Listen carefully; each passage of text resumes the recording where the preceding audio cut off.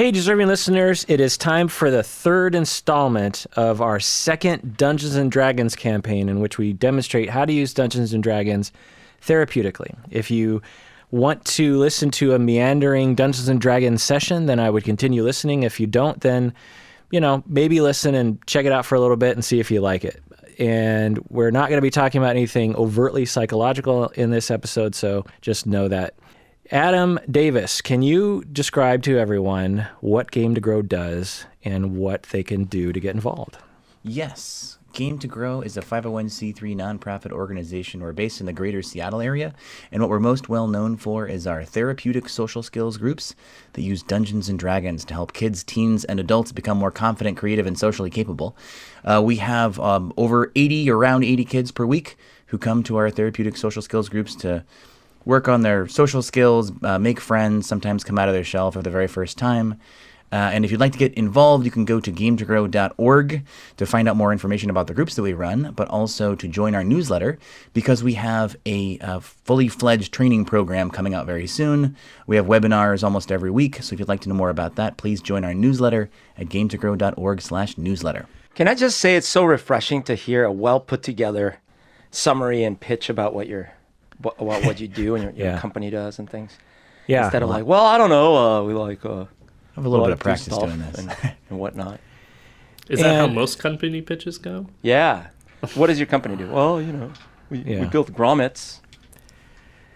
And also, if you're interested, it's not only Dungeons & Dragons that Game to Grow is involved in. It's really involved in all sorts of games, including Minecraft and board games. And it's just the mission of helping everyone to expand their toolbox when helping people in therapy or at schools or with kids or community centers in a way that can really help people. Traditionally, when we think about kids having low self-esteem, we go, oh, talk therapy. That's the way to go.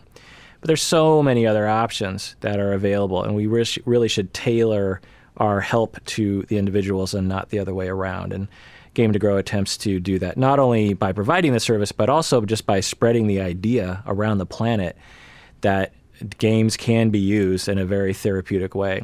It's sort of the triumph of the nerd 80s kids growing up and actually being in control of things.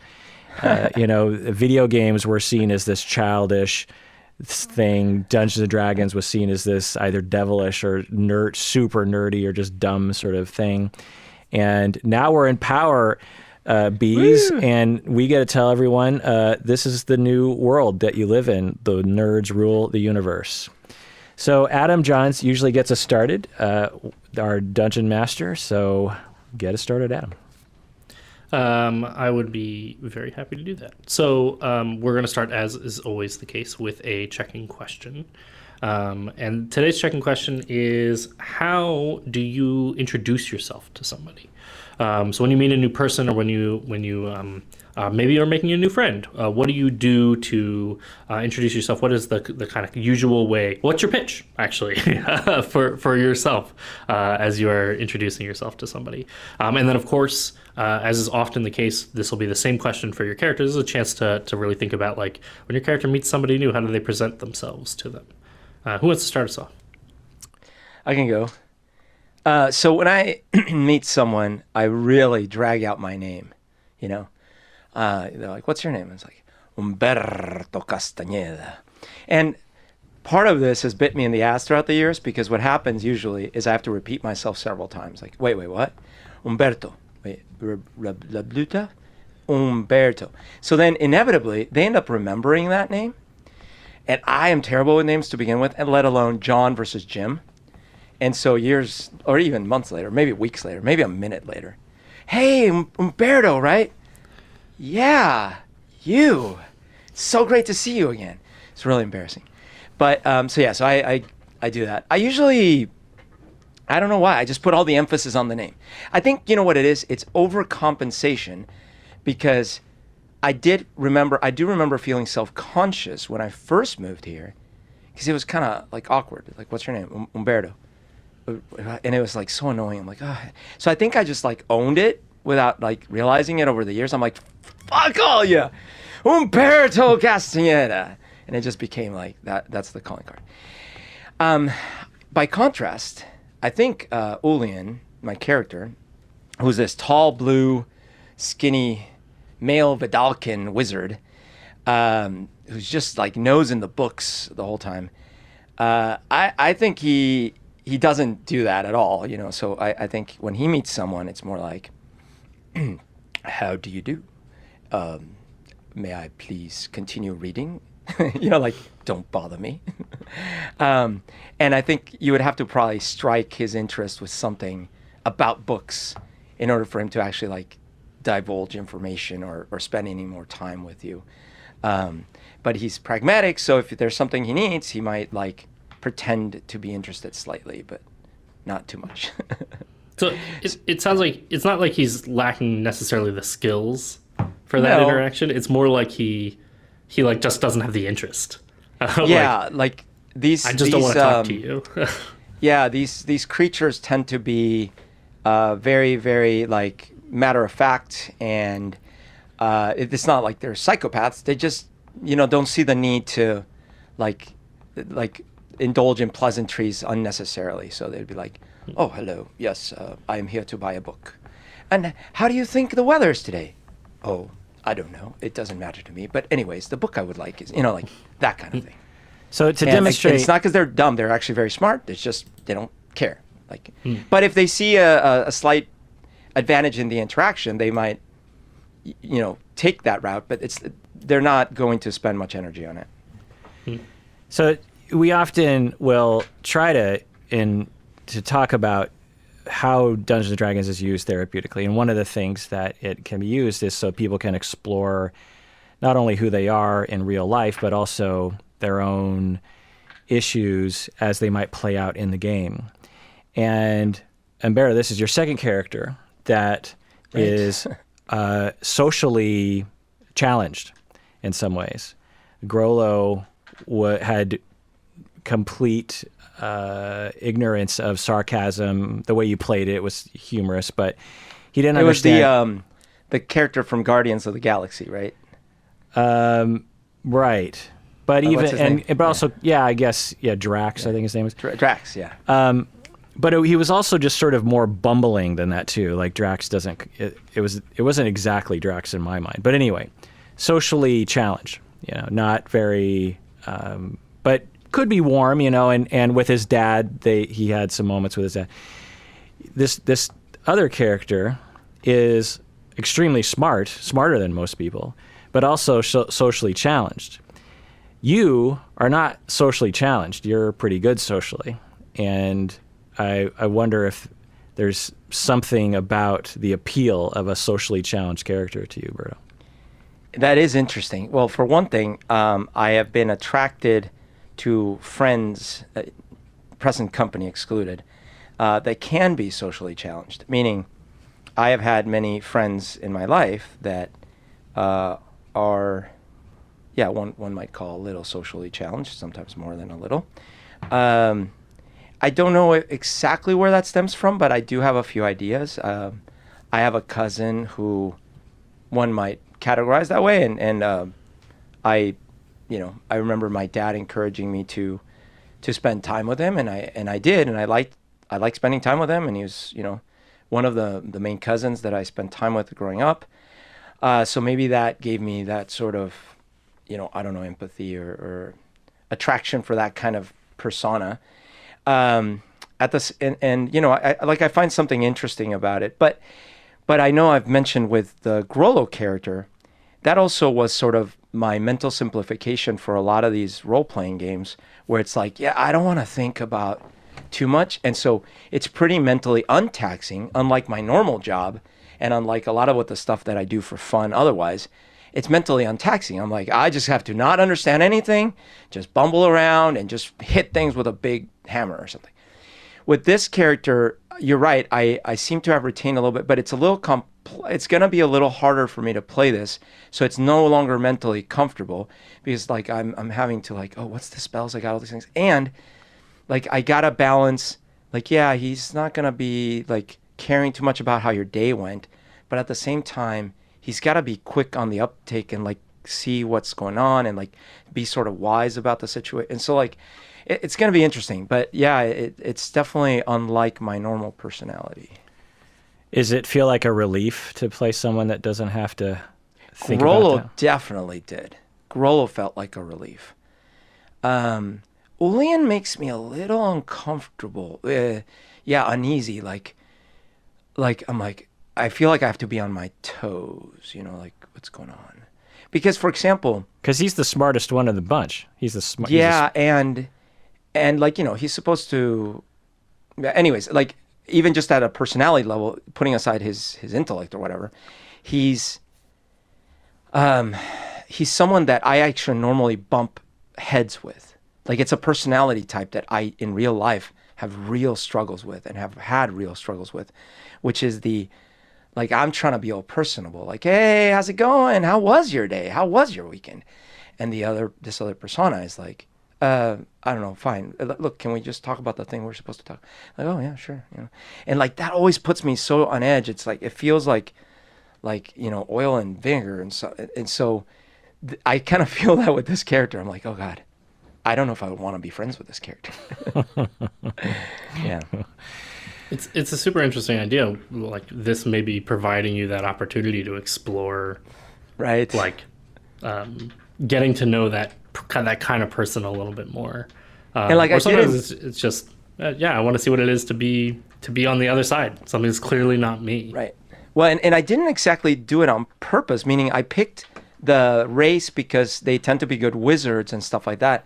It's just as I read the description, and I obviously wanted to follow through with it, that's what they seem to be like. And so I'm like, oh, interesting. Well, for me, introducing myself, I have a similar problem with my name because Kirk isn't that familiar and people want to say Kurt. The other thing is the last name Honda. I'm actually having to buy a new car. And of course, I call dealerships, one of which is the Kirkland Honda dealership. And so, it's always that much. They always ask your name, right? So it's just like, hey, okay, my name's Kirk Honda. But, it's interesting because more recently, people don't freak out as much because I think there's more diversity of names, I guess. And because when I was a kid, it was just like, what? I mean, a lot of people didn't even know that Honda was a name. They just thought it was like, I don't know, Adidas or something, just a brand. But I'm sure there's Adidas is probably a last name too, And so there's that. So I always am a little worried when I have to introduce myself. Kirk, when in doubt, I just say Kirk because people can normally get that. The other thing is when introducing myself, people often ask, what do you do? And I have a hard time explaining that because it's so varied. There's so many, because, if I was to say I'm a professor, that doesn't really sum up what I do. If I say I'm a therapist, that doesn't really sum up what I do. If I said I was a podcaster, I don't even know what they would think of me. So, wait, they might be like, wait, you're the Kirk Honda? and so but I feel like I want to answer the question honestly so that, I'm not being deceptive or weird. But at the same time, I don't want to come across like I'm bragging because to say like, well, I'm a therapist, a professor, a YouTuber, and a podcaster, and I occasionally write books. Like that just sounds like you're bragging, And so I never know what to say when people, so often I'll just say I'm a therapist because that feels the most sort of the shortest, easiest way to put it. But even then, people are like, oh, you're a therapist. Are you reading my mind? Are you analyzing me? This kind of stuff. And so there's all those worries. In contrast to that, Uncle Blaze is used to introducing himself. In fact, I was daydreaming, I think yesterday, about how he might introduce himself because I was thinking about us playing. I was like, well, he's going to have to introduce himself to these other guys. And I thought that he's 101, and he's been introducing himself to people his entire life. He owns a business. He's a people person. And he's also an actor and a persuasive person. So, and this is the fantasy world. And so you think like Tom Bombadil kind of introduction quality, right? Just a certain flair to the way you would introduce yourself. I feel like in fantasy times, there was a certain, in, fantasy world, there's a certain flair to the way that people introduce themselves, right?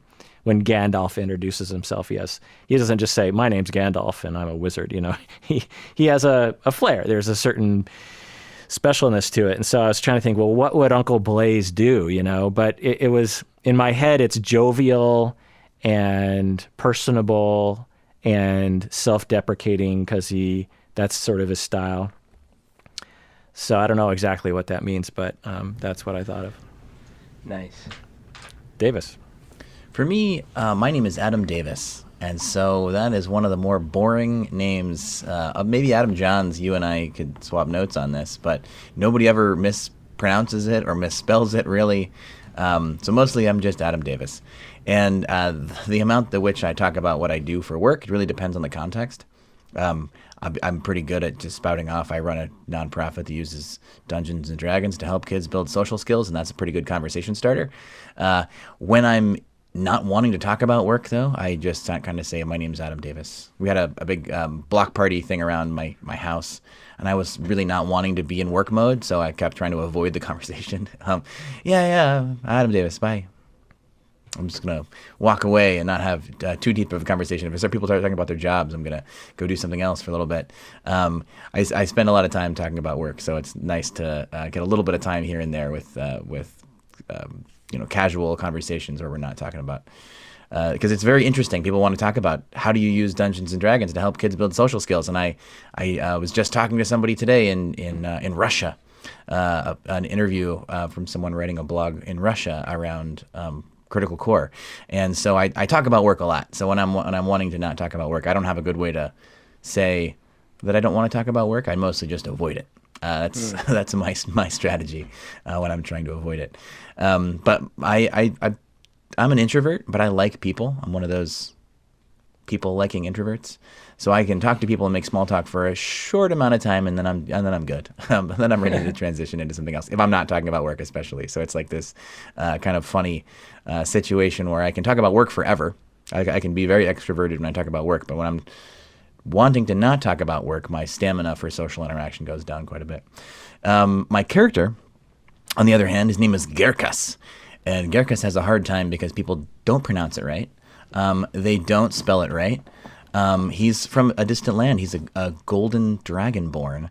And he kind of thinks he's, I don't know if he thinks he's better than everybody, but he has this like imagine that sort of stereotypical traveler from America who's traveling to like a very exotic foreign land and like kind of thinks that their own cultures are superior to this other place he's visiting, is like very curious about everything, and is like, oh, that's cute. It's sort of like spaghetti, of the various variations of pasta. Yeah, it's like spaghetti. Interesting. Yeah. So he's a little bit condescending without meaning to be, the way that an American traveler stereotypically might be who's traveling abroad. And that's Gerkas. Gerkas doesn't have a last name yet. I haven't made one up for him. I would love to throw that out to the audience to help Gerkas have a last name. He is a monk, a golden dragonborn monk. So if the audience, the listeners, want to throw out some suggestions, I'd be happy to hear a few.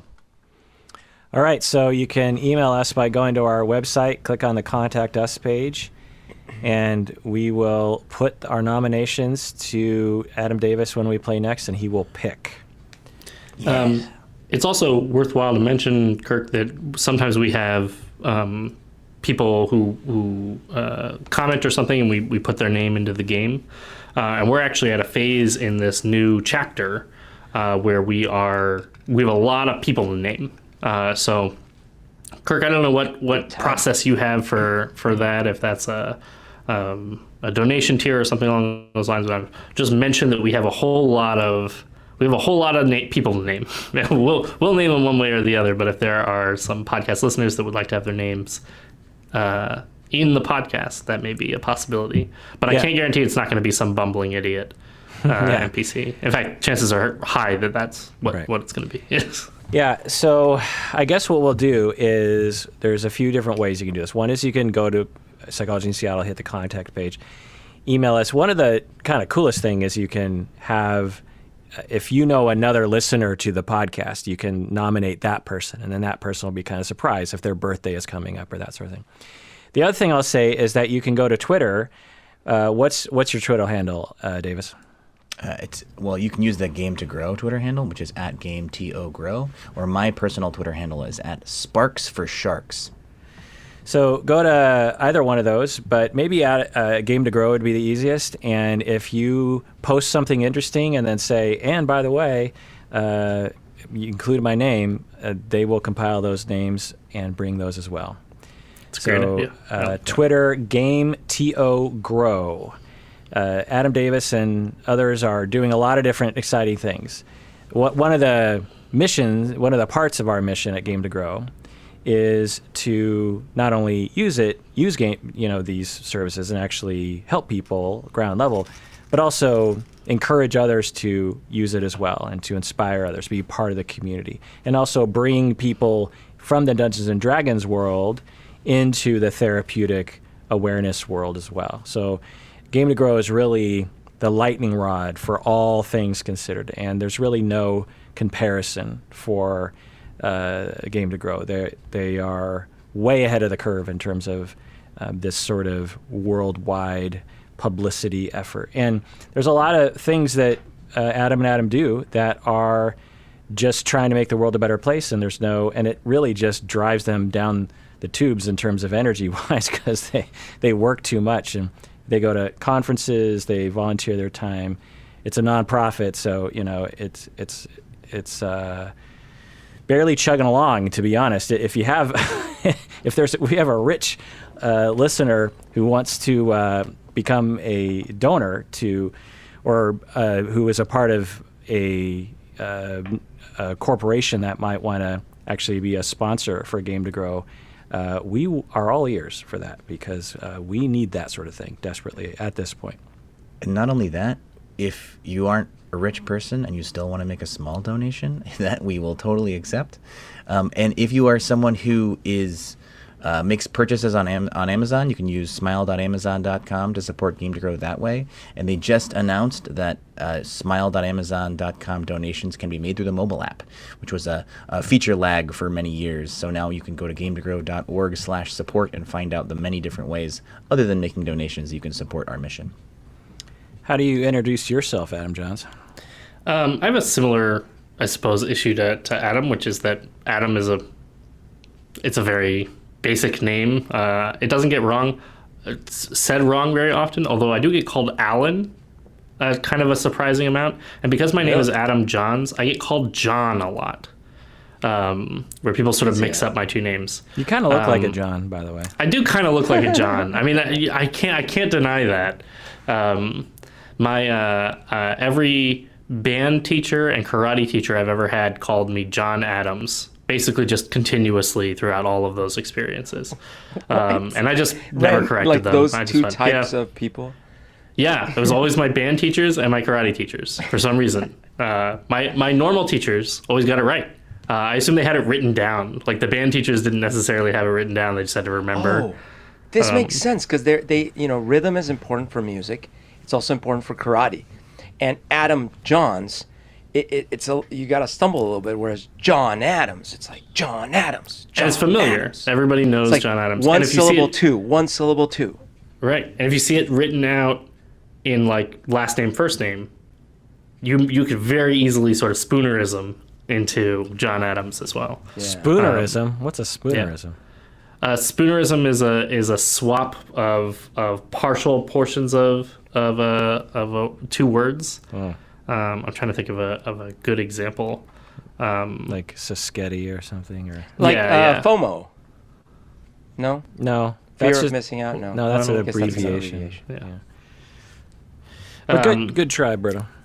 It was better than my example, which is nothing. So I can appreciate that. Freezing up on the spot trying to come up with a spoonerism. It's famously named after this teacher who would do them all the time. Oh. Yeah. So is that a worldwide word, spoonerism, or is that just your word? It is a worldwide word. There's a Wikipedia page for it and everything. Oh, spoonerism. Yeah. I feel like I do that all the time. Yeah. Like a shoe in my rock, that kind of thing. sort of swapping out words, or not even the whole word, but just a portion of the word for a different word in the same sentence. Yeah. I also have a similar problem around career stuff, although I really like saying, when I meet new people and they say, "What do you do?" I like saying, "I'm a professional dungeon master," Ooh. which is a fun one to say, and I feel like it's only kind of a handful of people in the world that get to say they're paid to be a dungeon master.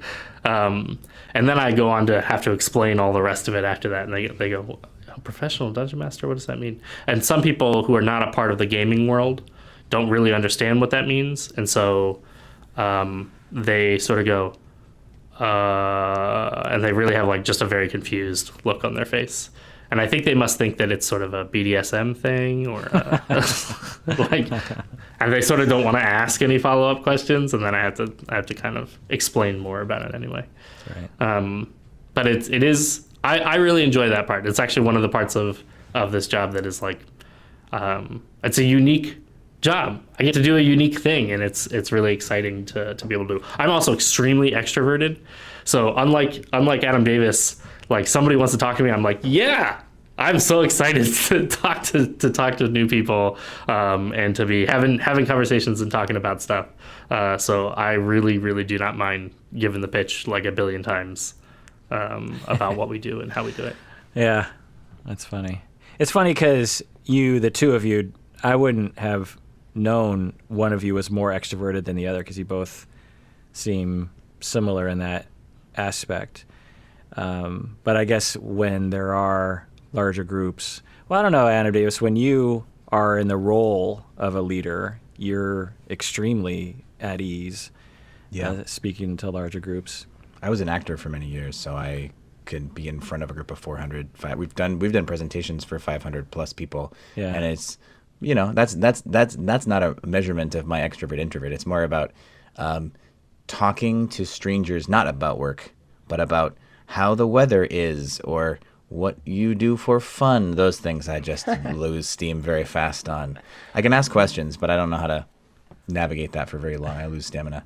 But like I said, I can talk about work for hours and hours and hours and hours. But that's a different hat to wear than the person who's just chatting with new friends or whatever. Yeah. It's also, I have no evidence to back this up, but just from personal experience, I've noticed a lot of actors are very introverted. There's something about getting up on a stage and reading lines or performing on a stage that isn't the same kind of energy cost as it is to like have a conversation back and forth with a person. So I don't know, Adam, if that speaks specifically. I mean, you do actually quite a bit more public speaking than I do, especially these days.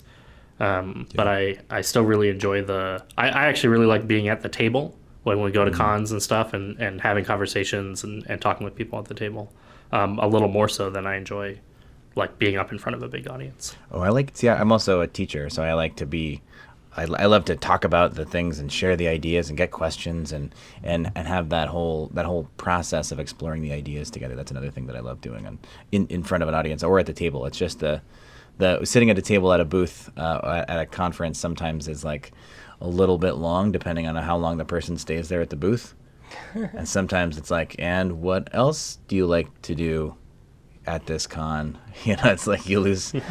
We have to keep each other company for some reason, so we better keep the conversation going. That's the part that I don't have the stamina for. Yeah, I'm like you, Davis. In situations like that, I just want to crawl under the table, disappear. And then I'm the one going like, wait, where did you go? Oh, there you are. Anyways, I was trying to explain to you something about... Yeah. I like the imagery of you chasing Kirk under the table to continue to have this conversation that he's clearly trying to escape from. Can I help you find something down here? All right, let's get going. Perfect. Let's dive in. Kirk, would you be willing to recap what happened last time in our game? So the three of us were called to a memorial funeral at a cemetery, and of our mutual friend, Thwar. The three of us don't know each other, Uncle Blaze, Gerkus, and Ulian. And we were given a map to something, and a bunch of thugs showed up and tried to get us did we know that they were trying to get the map and the ring, or what? Yeah, I think if I remember right, they sort of held a knife to Lily's throat and threatened and said, "We'll kill her. Hand over the map and the ring." Hand over the map and the ring. Yeah, I don't remember if they said the map and the ring, but we'll just assume they did. Okay. 'Cause I don't quite remember on that. And so Gericus flew into action and tried to save the daughter of the deceased Thwar. I'm so heroic. And accidentally killed her. And by the way, this is a halfling, so think of a 2.5 foot little girl that the gold dragonborn shot her through the chest with a laser and killed her. I was like, "What's going on? Get me out of here," because I'm a sneaky person, and so I, as also a halfling, jumped into the grave and came out magically looking and talking just like the dead Thwar, and it distracted the guards long enough for me to get the map, the ring, and the girl and run away to a chapel where a priest healed her and brought her back to life, or brought her back from almost dying. Gericus killed a bunch of the thugs, and Ulian blew up a bunch of them with 2 fireballs, and I was tricking everyone, including Ulian, that I was Thwar. And then when things cooled down, I revealed to Ulian that, because I think he was figuring it out anyway, that I am in fact not Thwar. I am Uncle Blaze, who was standing next to you at the funeral. And that's where we left off. Yeah. So with all of these dispatched people all around, you can emerge from the church, and the last moment was sort of the priest of the church sort of shouting and saying, "Is it all right out there? Can we come out?" And the priest and the lily hiding in the closet in the back of this very tiny church, and now all the 3 of you are sort of out front, and you have a moment where you can kind of collect yourselves. So what we'll do is we'll do a introduction interaction. And just in case it comes up as a part of the interaction as you're role playing this out between each other, the map was given to all 3 of you, but I believe that out of character that Uncle Blaze has it right now. I showed and- it earlier. I Yeah. actually put it out in front of Ulian and said, so he knows that I have it.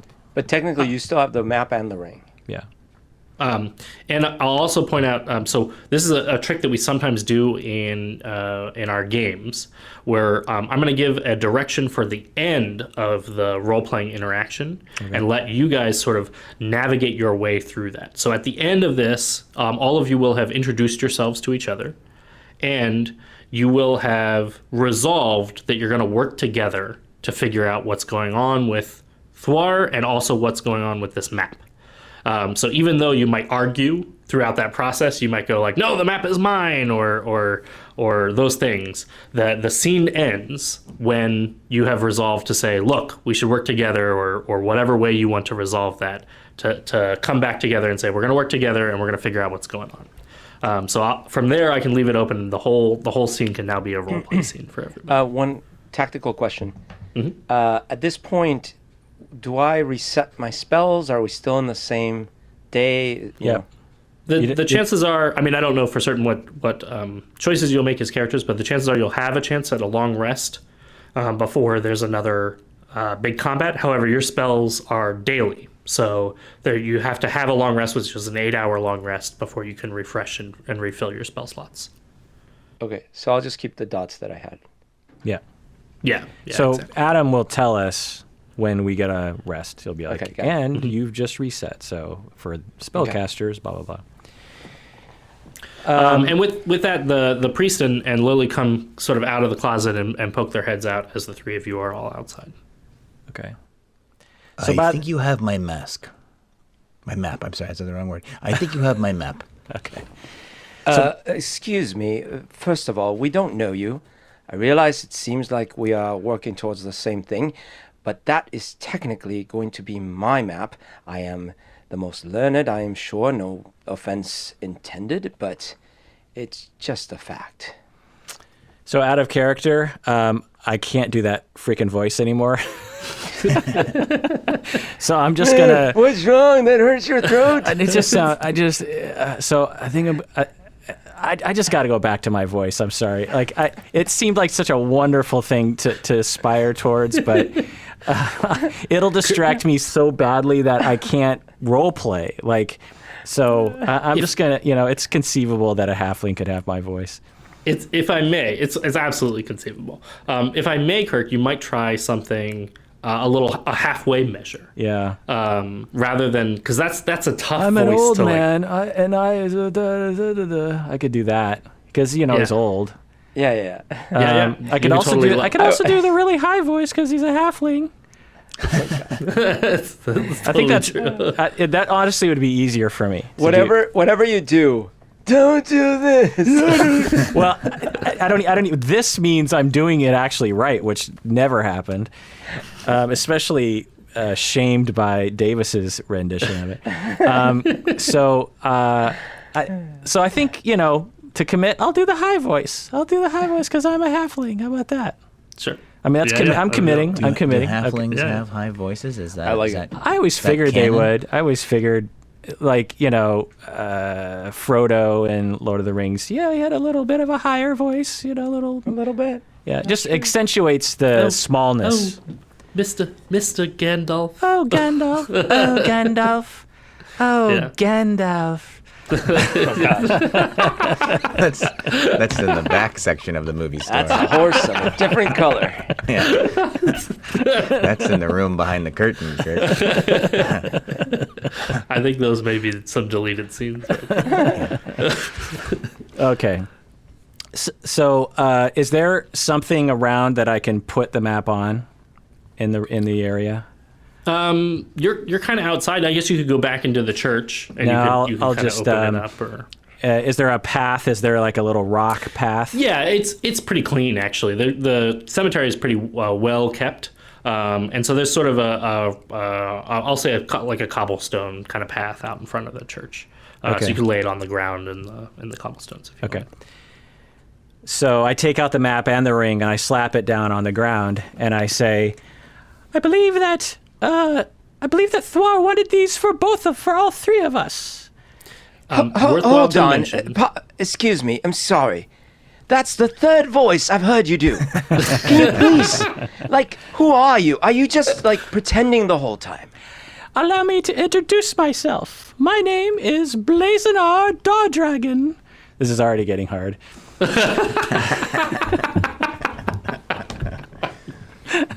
We'll see if for this he's an actor. Just try your best. Yeah, If your voice yeah. is going to change, it actually works perfect for this character too. Kirk, He's an because actor, if you change right? your voice later on, just be like, nah, that's just another character. Allow me to introduce myself. And I do a flare, like a bow with my hat off. My name is Blazenar Dardragon from Featherdale, Feather Falls to be specifically. But my friends call me Uncle Blaze. And I own a export business, and I was a good friend of Thwar. And I figure that the two of you must have also been good friends of Thwar. I was a good acquaintance of Thwar. He never mentioned your name, Blazenar. Look, it's clear that we are not at odds with one another. It seems like from your demeanor that you mean to share the information in the map, which feels fair. It's just that you must understand, I've been working on academic matters for years, and I just don't understand your interest in the map in the first place. Girkus has pushed his way past both of them to the table to look at the map.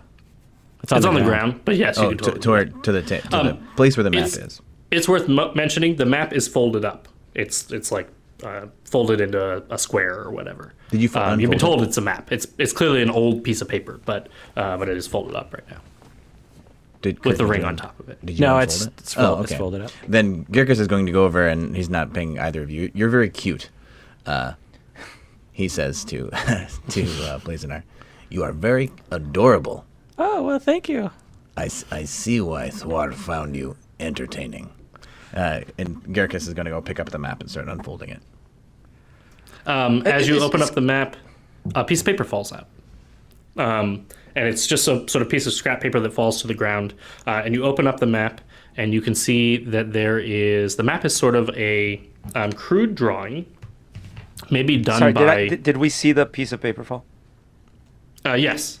Okay. Yeah. The map is sort of a crude drawing, and it's the paper clearly is old enough that this would not have been done by Thwar, but the drawing is crude that it looks like it was just drawn by somebody by hand, literally to keep track of somebody, almost like a note piece of paper. And I actually have a picture to send you guys of my very, very crude map drawing. Although I have to figure out the best way to send that. I guess I'll email that to you guys in a minute. But in the meantime, you can see the map immediately has writing all over it, but all the writing you don't recognize. In fact, none of you do. It's go ahead and roll me intelligence saving throws. I got a 4. 10. I got a 3. Oh wait, those saving are all throw. not great. I got a 7 Perfect. Wait, sorry. What is the saving throw? in the saving plus throws 7. box. Sorry. You're right. All of you are looking at the map, and Sorry, I got a 13. a 13. Okay. Blazenar, you're like might be like a form of dwarvish, and Gerkas, you think like no, this is definitely some weird elven that's being written on this map. And Ulian, you're pretty certain that the map has to be sort of an ancient form. The language on the map has to be sort of an ancient form of like an abyssal or an infernal, something along those lines. The lettering is certainly an indication of something like that. And so you're all looking at the map and doing that. And then from behind you, you hear a voice. Oh, go ahead, actually. Two things. Can I cast comprehend languages to comprehend what's on the map? You can attempt it, yeah. Okay. And then it would allow you to comprehend any language. Got it. Second question was so just now the map has been unfolded. Little piece of paper fell. We all noticed that the piece of paper fell. And Yes. the ring is On the ground. on the ground as well. Okay. So all of you are sort of taking different guesses from what the map could be, but you now have it unfolded and the piece of paper has fallen to the ground. So I'd like to reach down and I say, look what you've done. You've already messed it up. Now we've got things falling. Be delicate, please. So I pick up the piece of paper, and I'd like to cast comprehend languages to see if I can understand this thing. Perfect. So you can totally cast comprehend languages. I'm curious what it looks like when you cast that. Like what is there a magical spell effect, or is there anything that people can see when you cast it, or is it just sort of muttering under your breath kind of thing? Okay. Yes. Yeah. Okay. Yes. I basically I cup my hands to my eyes and I go like, see. See. That's perfect. It's very subtle. You notice two things. Comprehend languages. Whether or not this was in your repertoire of languages that you know, Ulian, the note that fell to the ground is written in Halfling. Okay. But you can now read it, obviously, because you have comprehend languages on. The note just says two things. On one side of the piece of paper, it's sort of like a torn-off scrap piece of paper from something else. In fact, you can even see sort of print, but you can't really make out what it said underneath. And on one side of the piece of paper, it has the name of a bank. And we're actually going to name the bank together. And on the other side of the piece of paper, it just has a number. And the number says number 81. And so let's name this bank. I'm thinking like a high-end bank. What would be a good name for like a high-end bank? There's Are actually we going a to do the recurring- letters or just kind of come up with? I think we'll come up with one. Adam, do you have a? There's a thought on recurring it? bank in my one of my groups. It's called WP Speps, and that's where they named it one letter at a time, and their That sounds great. bank is where they store the proceeds from their cruise line company. Perfect. Because Dungeons and WP Dragons. Speps. WP Speps. We will the bank of WP Speps, which let's see, Ulian, you definitely would be aware, and probably Uncle Blaze too. I'll let you determine that for yourself. Kirk would be aware of this bank. It is a high-end, very nice bank inside the city. And it's written in Halfling. The other thing that you notice is your Comprehend Languages does not allow you to read the map. It's still gibberish to you. Oh, but for the record, I speak Celestial, Common, Elvish, Primordial, and Vidalcan. Oh, awesome. That's great. That's an awesome list. From behind you, a voice speaks up, and you can hear it is Lily from behind, and she says, "You can't read it because it's in code."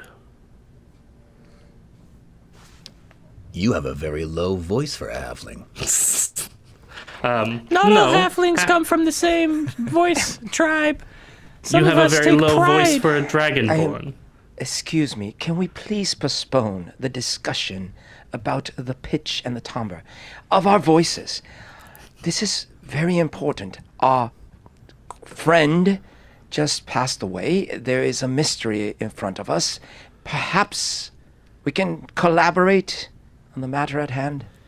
And Lily says, "And we've been attacked too. Does that not bother anybody else? I was blasted in the chest by a laser by one of these hoodlums."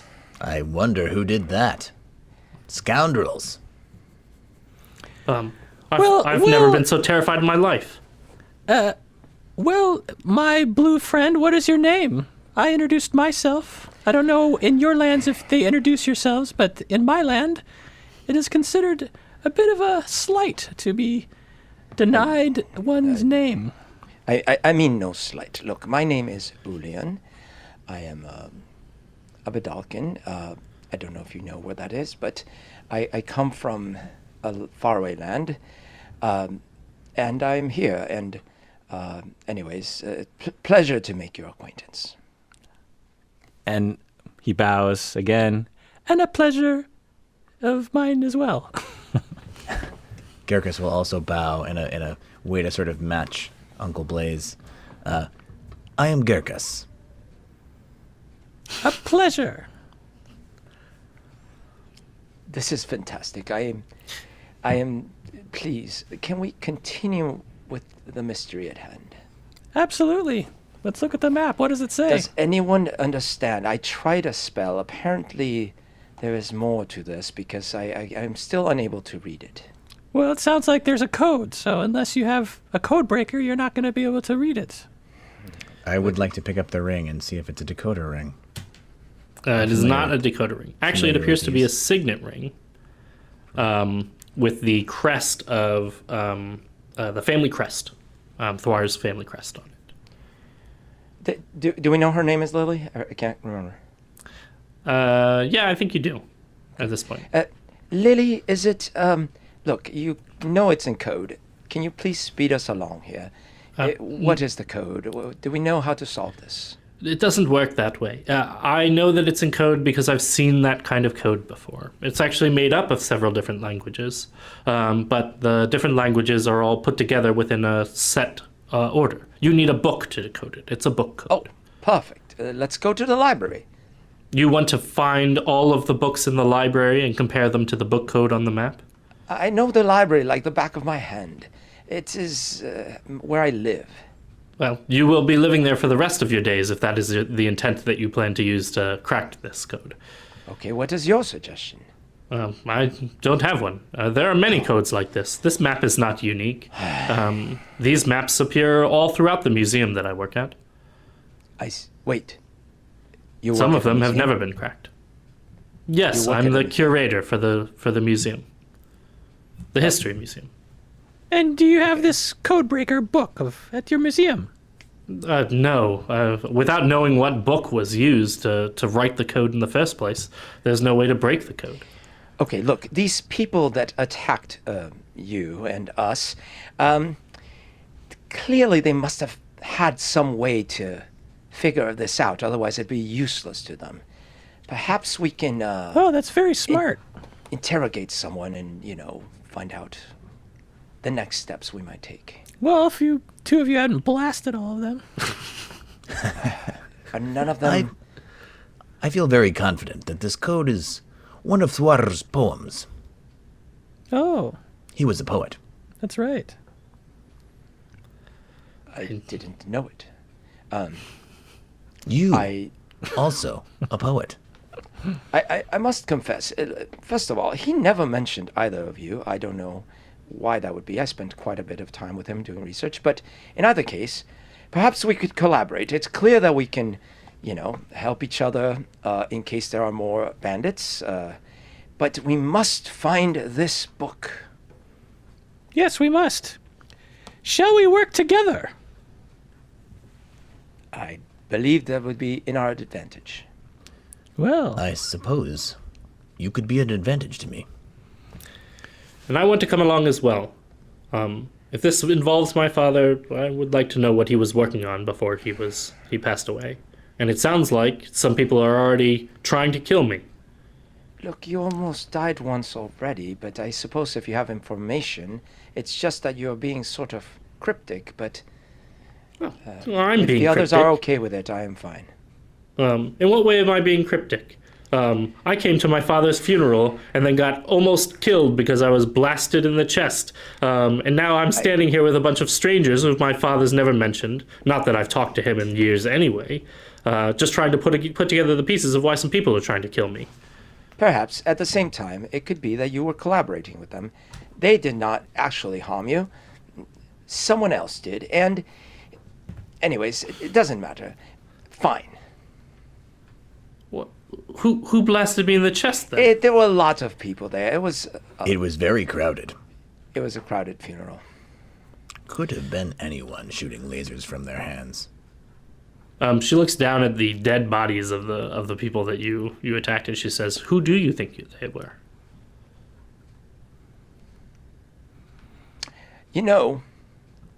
I recognize some of these clothes. I was attacked recently.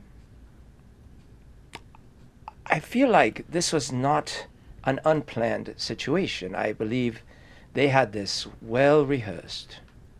They were after this for a bit. If you guys want to inspect the bodies of the people who attacked you, you can totally feel free to do so. Everybody who wants to do that, roll me a investigation check. investigation check. I always have to talk during this lull in the sound so that people 5. don't think their audio has turned off. 16. 17. I got a 5. I'm not very intelligent. 17. Gearcus, you don't find any high quality weapons or any real gold on them or anything like that. I picture Gearkus as just picking them up by their belt and then turning them over and then just pulling the pants off of them. And I'm like, excuse me, I thought we were searching them. Yes. I remove the pants Perhaps you from should the allow culprit. us, Then I search the pants. Whatever. Uncle Blaze and Ulian, both of you find some interesting revealing stuff. The first is that they clearly were equipped. They are wearing armor. They're wearing equipment set up to attack somebody, and they have several weapons on them. They have some knives and a couple of them have some hand crossbows that were sort of hidden under their clothing, and the other thing that you find is every single one of them, the burnt ones are a little hard to distinguish, but every single one of them seems to have a tattoo of a green hand on their shoulder. It's like a handprint, like as if it was like a painted hand sort of put there, but it is a tattoo drawn on. I rip it open and I say, "Does anyone recognize this Does anyone recognize this tattoo?" There goes your voice again. How odd. Can I roll to check to see if I can recognize this? I'll tell you that you do recognize the tattoo from the people who attacked you. Okay. Let's see. But actually, Uncle Blaze, I think I'm going to say you can put the pieces together. You're not totally. You've never met anybody from there, but the Green Hand is representative of an Assassin's Guild, actually, sort of a subset of the Assassin's Guild. It's like a specific house of assassins called the Green Hand.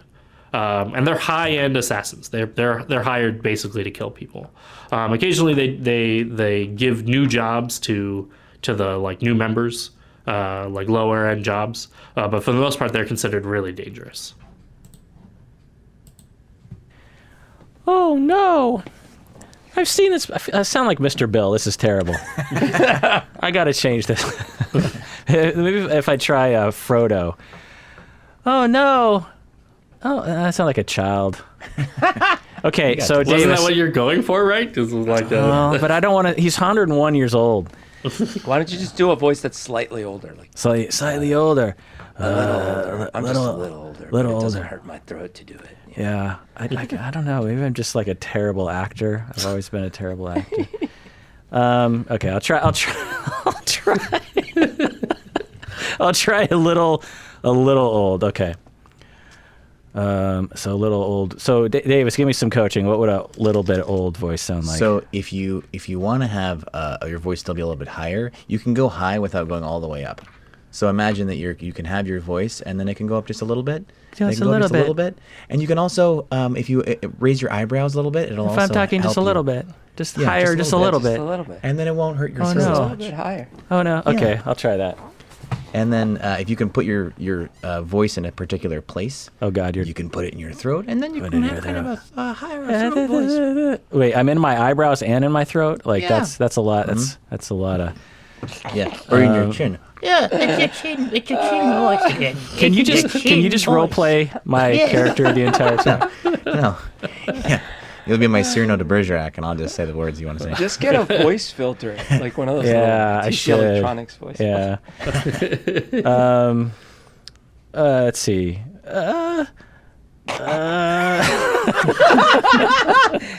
Are you okay?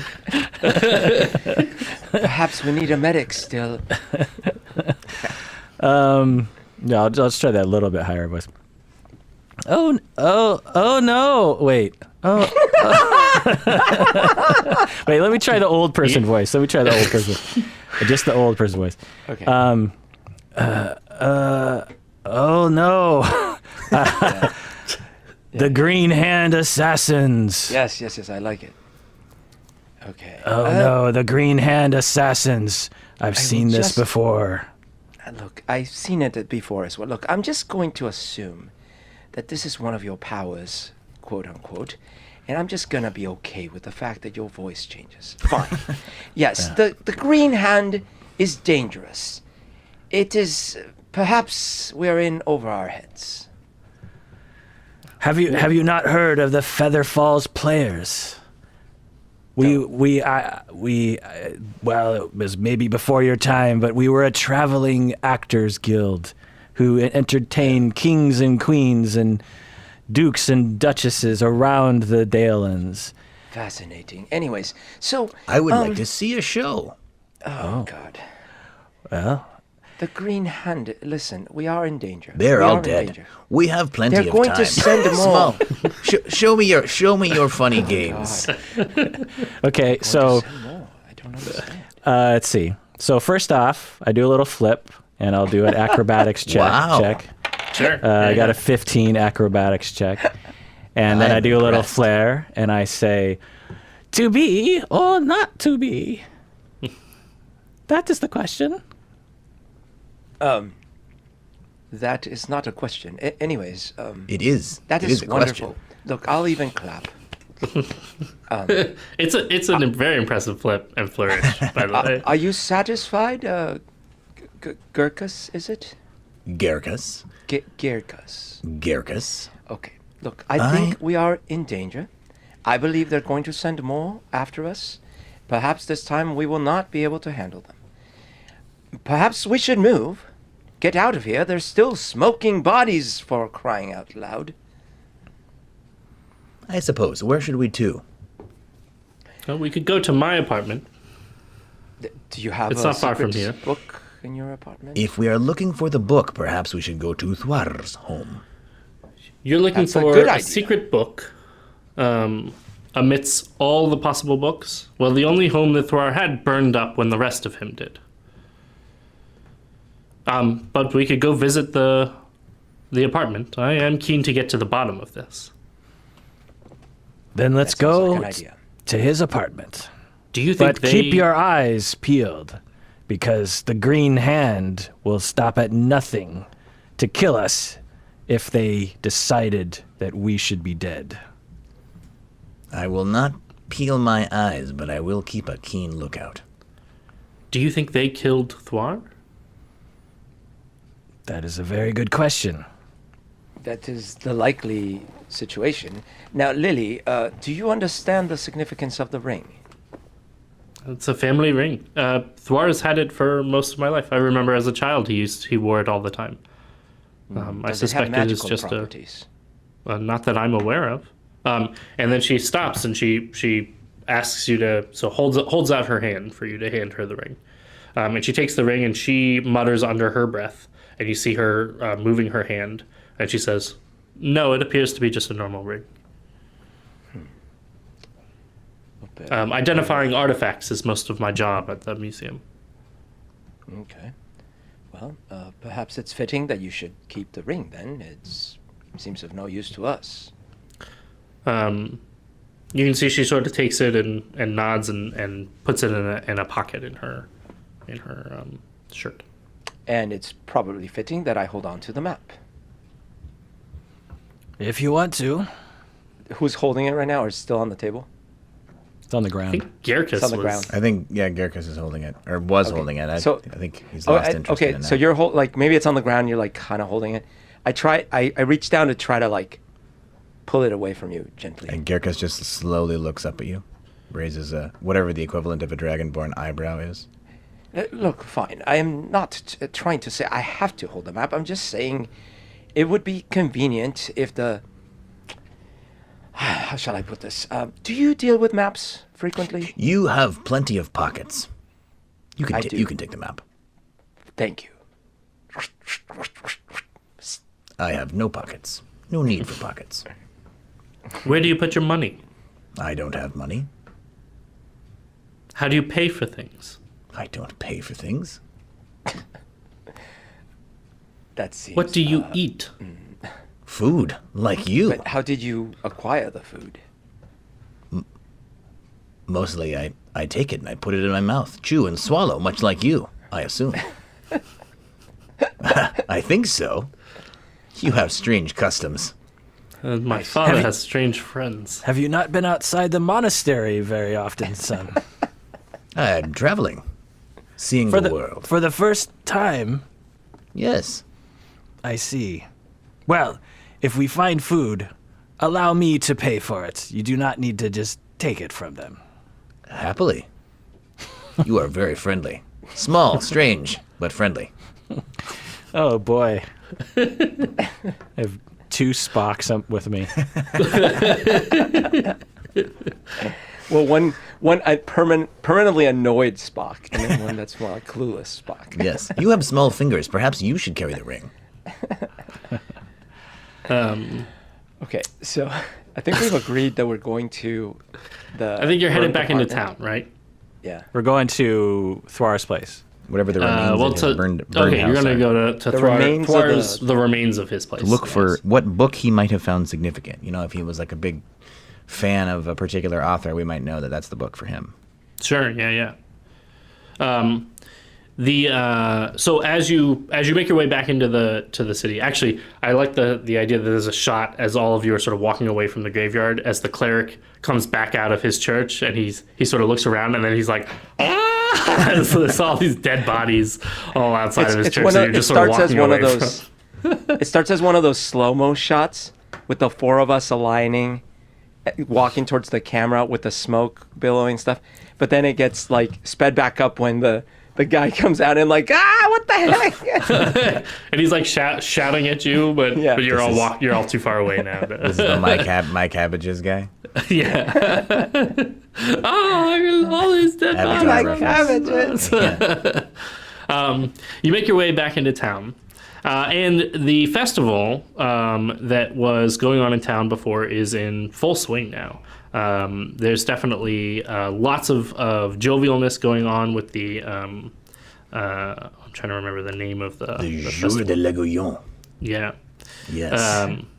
I've heard good things about this day. And Right, the jour. they've got lots of festival food, and there's carts, and there are people that are celebrating, and of course there are airships in the air that are flying around, and the airships are even sending off like occasional rockets, like fireworks. That they're sending off for little blasts that happen in the air. And it's very festive. It's still daytime, but the rain has stopped as it was raining before. And now it's clearing up quite a bit, and people are kind of coming out of their homes and celebrating with that. As Gerkas's mouth is just open. excited, looking at just everything. excitedly taking everything in. Yeah.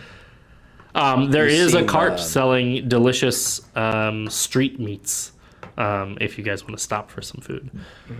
I say to Gerkas, I say, you seem quite excited by the spectacle. Yes. Flying ships. Explosions in the sky. This is strange. Yes. I take it that in your part of the world that there is no flying ships and such. We have tales of my people used to fly. Oh, like on your own power? Yes. Oh, interesting. The dragons of old. My Oh, ancestors. so you are actually descended from dragons. Oh yes, I Yes. have read about you. Not you specifically, of course, but Not yet. Well, my people have always been firmly on the ground, and it is well past second lunch, and I am liking the smell of that booth over there, so don't mind me while I partake.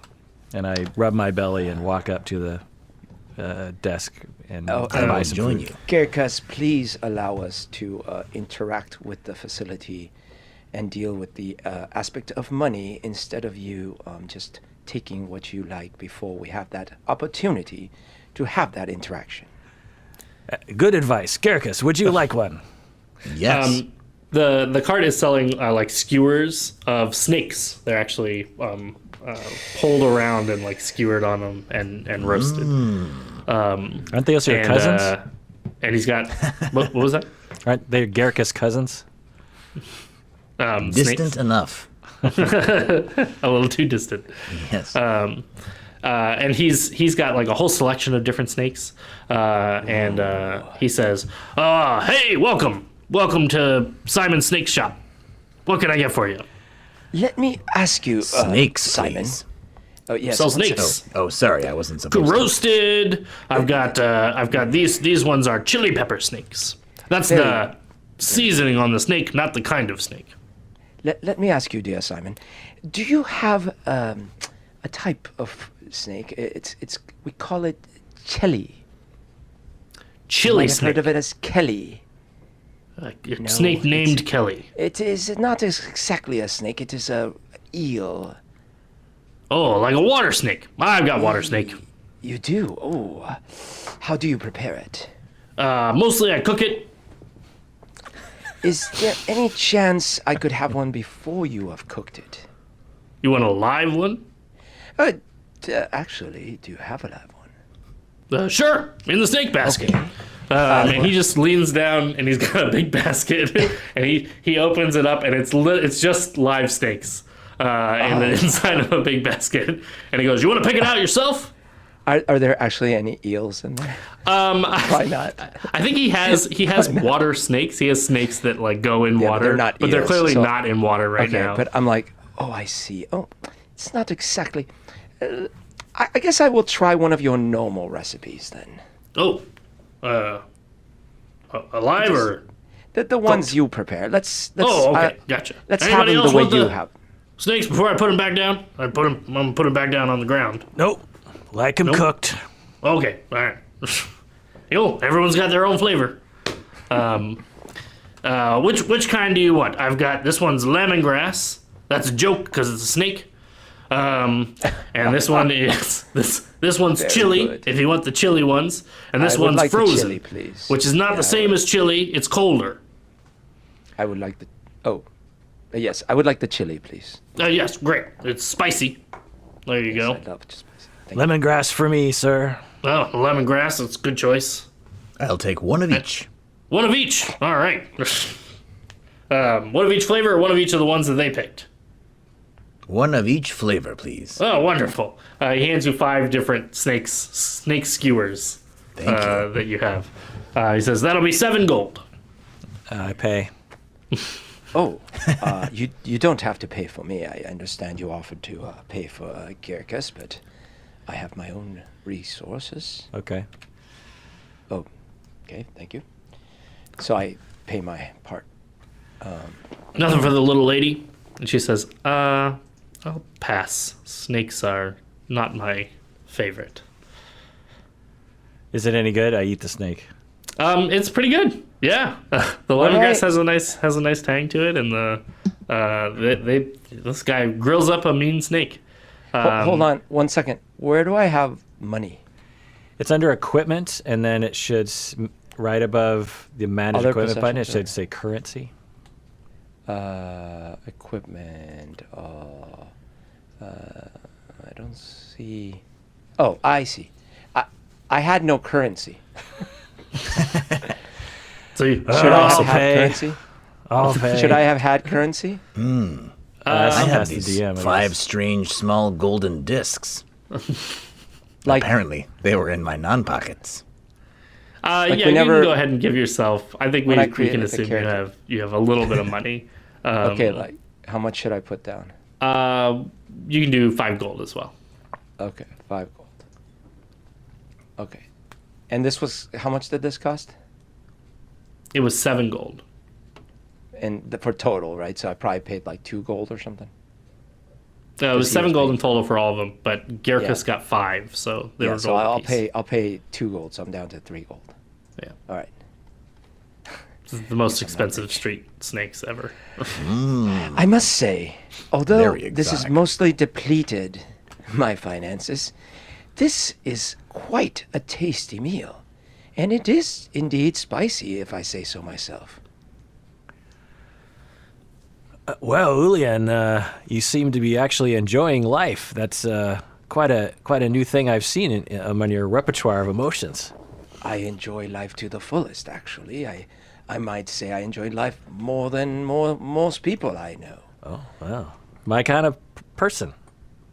I just don't necessarily enjoy the frivolities that most people seem to enjoy. Clearly. At that moment, there's more fireworks that go off in the sky. When he says, I don't enjoy the frivolities, Girkus has tied the snakes together to make one very large snake. So he only has to hold one. Yeah, yeah. Just munching down on one. Yeah. Is it now like a tube of snake, essentially? Yeah, now? it's like one of those candies that's like the long Twizzler that's covered in the nerds. You know what I'm talking about? That like candy you used to get at the fair. This sounds like the helix, like, you know, the Yeah, the medicine helix and the DNA helix. the snake that's Yeah. eating its own tail. Yeah. Yeah, Ouroboros. Yeah. All right, well, let's take a break, and when we get back, let's continue with the adventure. What do you say? Sounds good. Let's do it.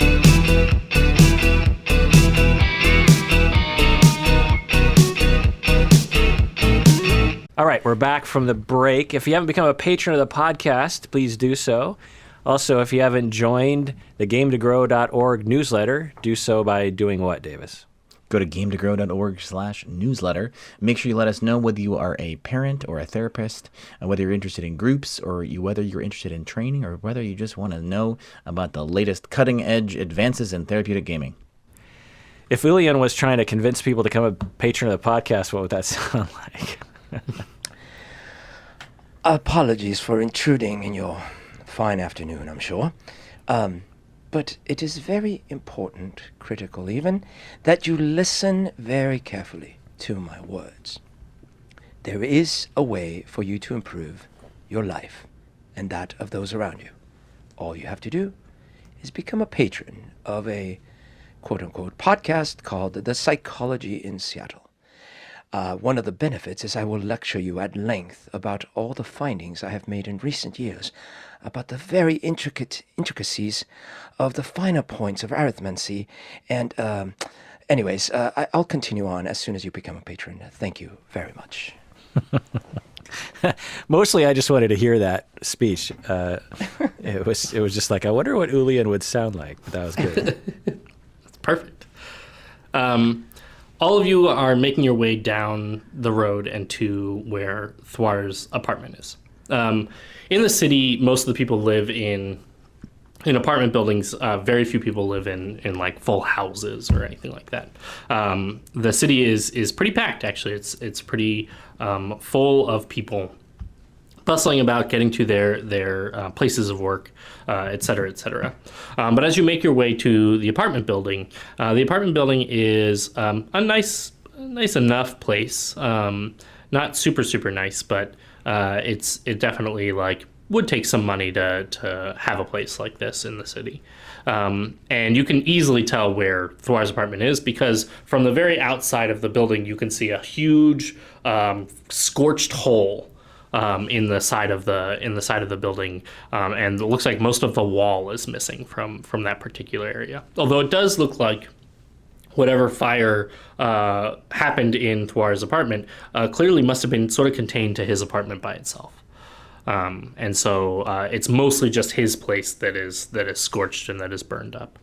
But it's not hard for you to make your way up there and to the front door of his apartment. He lives in apartment 33. Is on the 3rd floor. So, open the door and see you inside. As you step in, it's clear that there was a tremendous amount of fire in this apartment. Everything is pretty scorched and burned and destroyed. And there was sort of a fire brigade that came in and put out the fire, and so everything's also kind of wet now. In addition to having been largely burned, but it's also this happened almost a full week ago, and nobody has yet come in to claim and start cleaning it up and repairing it. But you suspect that will probably be happening pretty soon.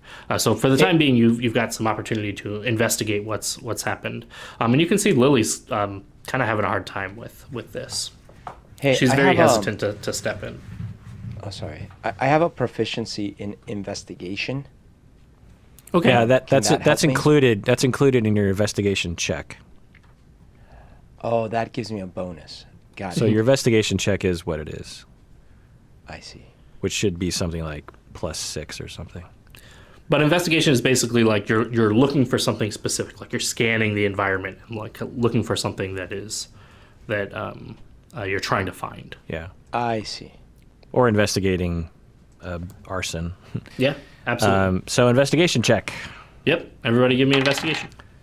I got a 19. I rolled a 1. I got a 3. Does rolling a 1 All right. in something like a check make me trip on my robes or something? You tell me. What do you do that's just the worst You for lose investigating? 1 million brain cells. Here's Yeah. what was going to happen. You I leaned down to start looking for fingerprints. But when I had kind of hastily put back my robes after I had hastily taken them off and stuff like that, I didn't realize like I was kind of tangled in the pants or something. So as I leaned down, I sort of stepped on it and I went face first into all the ashes. So I've got ashes covering my face and I'm coughing. So Lily comes actually running up behind you and says, "Oh my God, are you okay?" I'm fine. Sorry, I was just looking for fingerprints. In the floor. I'll be fine. I don't know what I was thinking. Would you like some water from my canteen? Oh, thank you very much. I am parched. Oh, thank you. You're welcome. As you are investigating, you're sort of looking around the apartment, really taking a close look at what happened here. At least trying to figure out where the fire came from. You determine two things, and I'll say I guess this is mostly Uncle Blaze. Blazenar, you figure out two things. First of all, you're looking for the possibility of something that may have been hidden away. From your perspective, if Thwar had something valuable, if he had something that he was really trying to protect, like say a book for a cipher, that he might have hidden it away somewhere, and that place may not be burned quite so easily. And so you're sort of searching for hidden passages or for hidden places that somebody clever like Thwar might have hidden something. Yeah. The second thing that you're looking for is you're trying to determine where the fire started. Yeah. And you figure out two things. The first is the fire looks like it started in the center of the apartment. It looks like it happened right in the very middle of the room. In fact, you can even see a scorch mark coming out from a center location within the middle of the apartment, which is unusual. Like fires happen by the stove, or they happen, by the garbage or something like that. Fire doesn't suddenly burst into life in the middle of the room, leaving scorch marks out in every direction. But what's really disturbing about it is that you see footprints right there, almost like the fire happened outward from a person, and literally outlining their feet in the very center of the room. I point at it and I say, magical fire emitted from somebody. You can see the footprints right there. That is our murderer. How big are the I'm feet? wiping soot out of my eyes. I go, yes, I can see that as well, actually. I think that's what I was hoping to find when I leaned down. So they're small feet, you said, John? Mm-hmm. Like halfling-sized feet? Like halfling-sized feet. I put my feet next to it and sort of... It's not too dissimilar from your own sized feet. Not too dissimilar from my own size feet. Himself. Why would he burn his own apartment? Not just his apartment, but himself. I don't think my father would have killed himself. Do we know he is in fact dead? I don't remember what happened last time. Well, when you went into the grave, did you see him? Did he see? You did sort of smash the front of the Yeah. grave. There was Yeah. definitely a dead, burnt body in the grave. Did I see the face well enough to... No. Honestly, too burned to Okay. be able to Too tell. burnt. Okay. Well, perhaps there is more to this mystery than we are aware. I turn to Lily and I say, are you 100%... No. Are you absolutely sure that your father is dead? Well, that's what I was told, I guess. I don't know. I haven't spoken to him in years. I mean, we live in the same city, but we never got along very well, and he always seemed so distant. He always seemed so interested in his own adventures and his own stories that he was always pursuing. Adventures and stories. He was a clever bastard, but he was much smarter than this. Much smarter. That I agree with. As you continue sort of searching around, Blazenar, you also find a secret compartment. Okay. I check it for traps. Yeah, that's totally a worthwhile thing to check for. Give me a what is it checking investigation? For traps? I guess it's investigation. Yeah, give me an extra investigation check. 15. So underneath one of the bookshelves, and there are books here, but frankly, it's kind of hard to read any of the titles. Everything has been totally burnt to a crisp. So you're like pulling books out, and they're soaked and totally burned, and you're trying to like flip through them, seeing if you can tell what the name of the book and the title of the book is. And he has tons of books all around, and knickknacks and all sorts of stuff that you find in an apartment. But underneath one of the bookshelves, there's actually a hole in the back of the wall. So it's sort of under a shelf and then at the very back of the bookshelf. And you manage to it's got like a little hole that you can put your finger in and then pull out a panel. and you definitely like take a close look and put in something else in the hole to make sure that there's not going to be something that like chops your finger off right as you put your finger in. If or I something can, like that. I actually unveil my thieves' tools on the ground. It's like a hole. And one of leather, and I make sure everyone sees them, and they're very complicated, you know. And I'm really kind of this looks like an old Cormanthor lock. This will be easy. Seems like this is not your first time doing this. No, 101 years. And it isn't trapped, but the panel reveals that it is a small safe. But it also looks like the fire didn't touch it. The front of the safe seems intact. Voila, my new friends. And I step back. Go ahead and give me a dexterity saving throw for you to pick the lock on the safe. A 21. Oh yeah.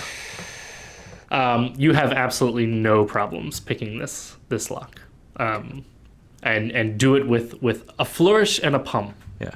A plum. I whistle and I go, to be or not to be. As you open the safe, the only thing that is inside of it is a key. It's a small safe. It's only about this big, and you open it up, and there's just a single key laying in the bottom of the safe. I say. You can instantly recognize this is a safe deposit key. They all kind of look the same as each other. So this is clearly like a key for some kind of safe deposit box. And it does have a number on I it. pick it up and I display it on my hand for everybody. Aha. I have a feeling that may be related to the small piece of paper I found earlier. The one that was carelessly dropped, but irrelevant. The point is, the name on the paper. It is a famous bank. Oh. And I show the paper.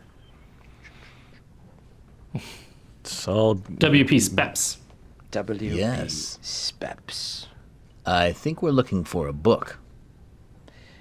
Yes, but they have safe deposit boxes.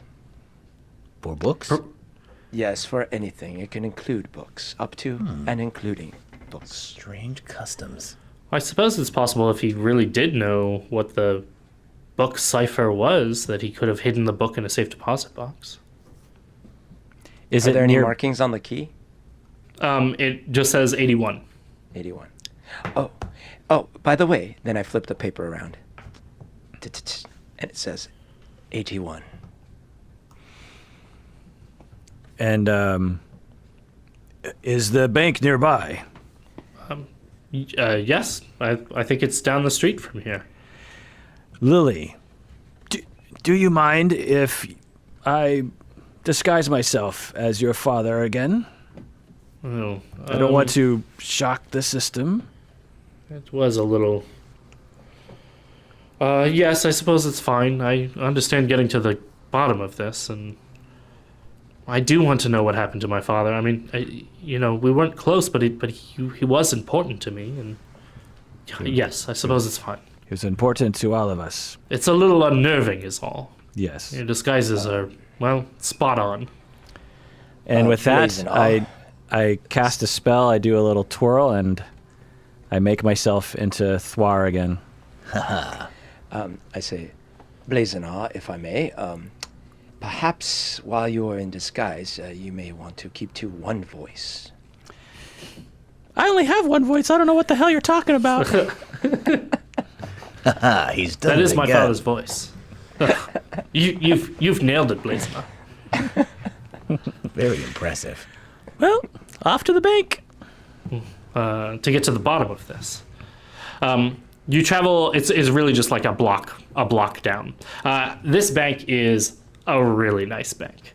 It is the kind of bank where you walk in and there are tellers and there are people, but there's also like a person who immediately greets you at the front door. They actually have like mints like a selection of mints that they offer to everybody who walks in the front door of the bank. Let's see. Blazonnaw, you're currently dressed as Thwar. and he wears pretty plain clothing. He's not a flashy clothing kind of guy. And in fact, this bank seems kind of out of character for him. You never knew him to be like surprisingly rich or anything like that. He did okay for himself, but he was not like rolling in dough or anything. And this place is clearly upscale.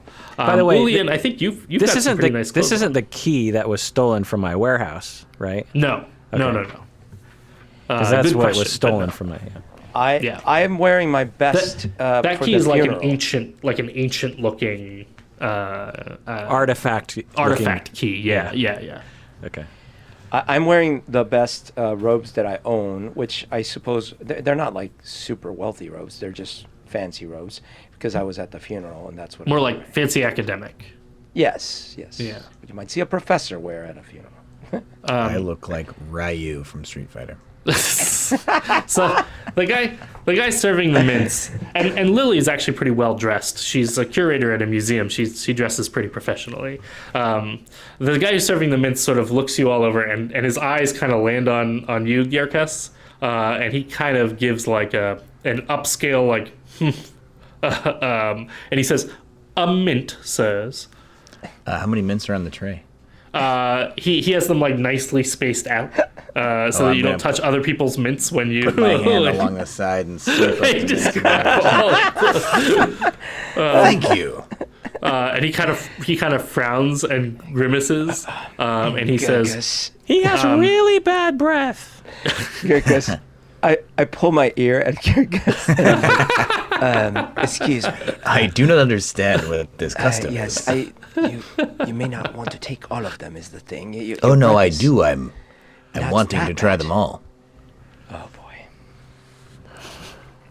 boy. You saw what his breath the did back guy at who's- the chapel, did you not? the guy is serving the mints. He needs some cooling off.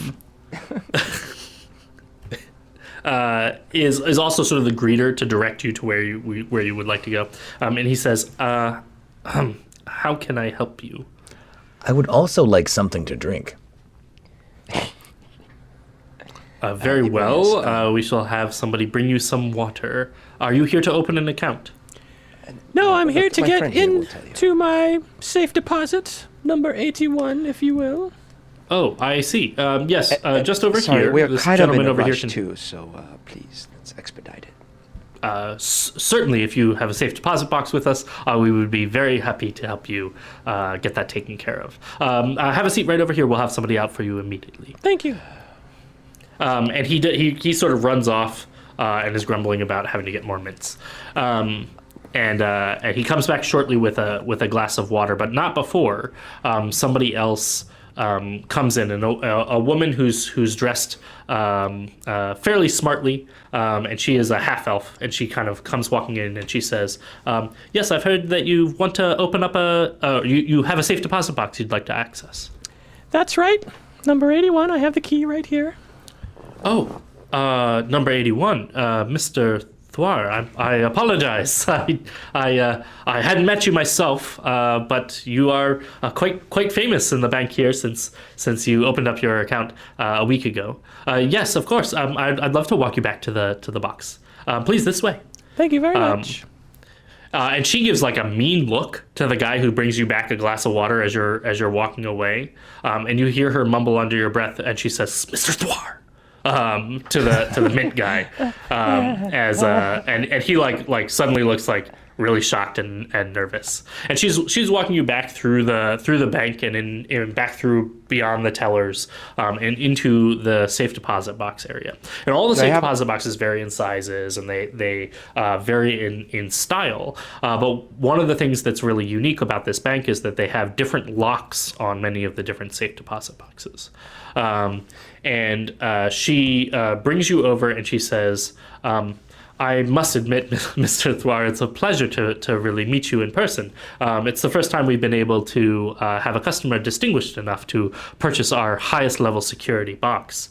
Not to mention to have insured it for quite as much money as you had done. So it's just a wonderful pleasure to meet such a amazing patron of the bank. That's all. And it's a wonderful pleasure to meet someone who can take a wonderful pleasure in me. That is one of the most pleasurable things that I have ever had. She kind of smiles and has like a little laugh. And she says, "Just this way. If you would use your key." And she pulls out a key of her own, and the two of you kind of put your keys in at the same time and turn them. May we have some privacy, please? Of course, you need only to undo the second lock, which I will leave for you to do on your own. And she opens up the key, and then there's another lock behind it, and it has a thumbprint section, like a place to put your thumb. It's clearly designed for like your thumb to go onto. Does the spell change my thumbprint? I don't think it's quite that good. So first off, I wanted to say something. She sort of to the- nods and starts walking away. Okay. I try my I thumb. wanted to say something just- to the group really quick.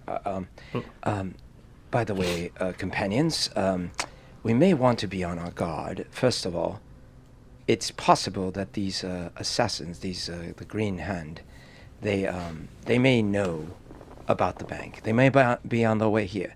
This gal may be an accomplice of theirs. In fact, there might even be a trap inside of here. So let's just all be very, very careful.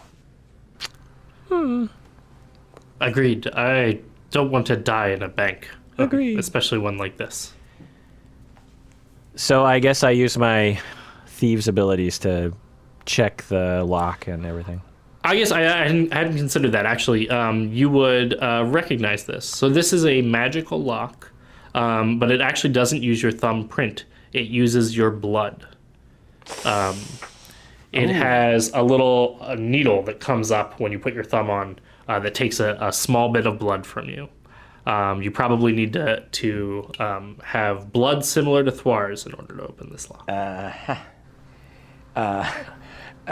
Hopefully Garikaz doesn't hear this because he might just slice open uses lasers to slice open the girl. Who recognized this? Blazenar? Blazenar does, yeah. Okay, so. I change my voice back to my voice while remaining in Thwar visage. Lily, my dear, this is a lock that requires blood or similar blood to Thwar in order to open. So if you could put your thumb, it will hurt a little bit, but it really could advance the cause. She says, "Oh, a blood lock. Those are expensive. I wonder how my father even afforded this. And the whole reaction with the person at the bank. This all seems very unusual." But she reaches up. She doesn't have a problem with it, and she does sort of flinch a little as it takes her blood, but it seems to work. And it sort of dings, and then the lock opens up and just a little for you to be able to get it out. As you pull the safe deposit box out of the vault and set it onto the table in the middle of the room, you open it up, and given the context of everything else, it is strange to find. You find a list of strange things, and I'm going to read these all off, but you guys can investigate these. You can ask questions about them. That is all open to you. You find a tape measure, a pocket watch, a doorknob, an ugly crumpled up hat, a rubber duck, a yellow rubber duckling, a makeup mirror, an hourglass, a screwdriver, and an apartment key.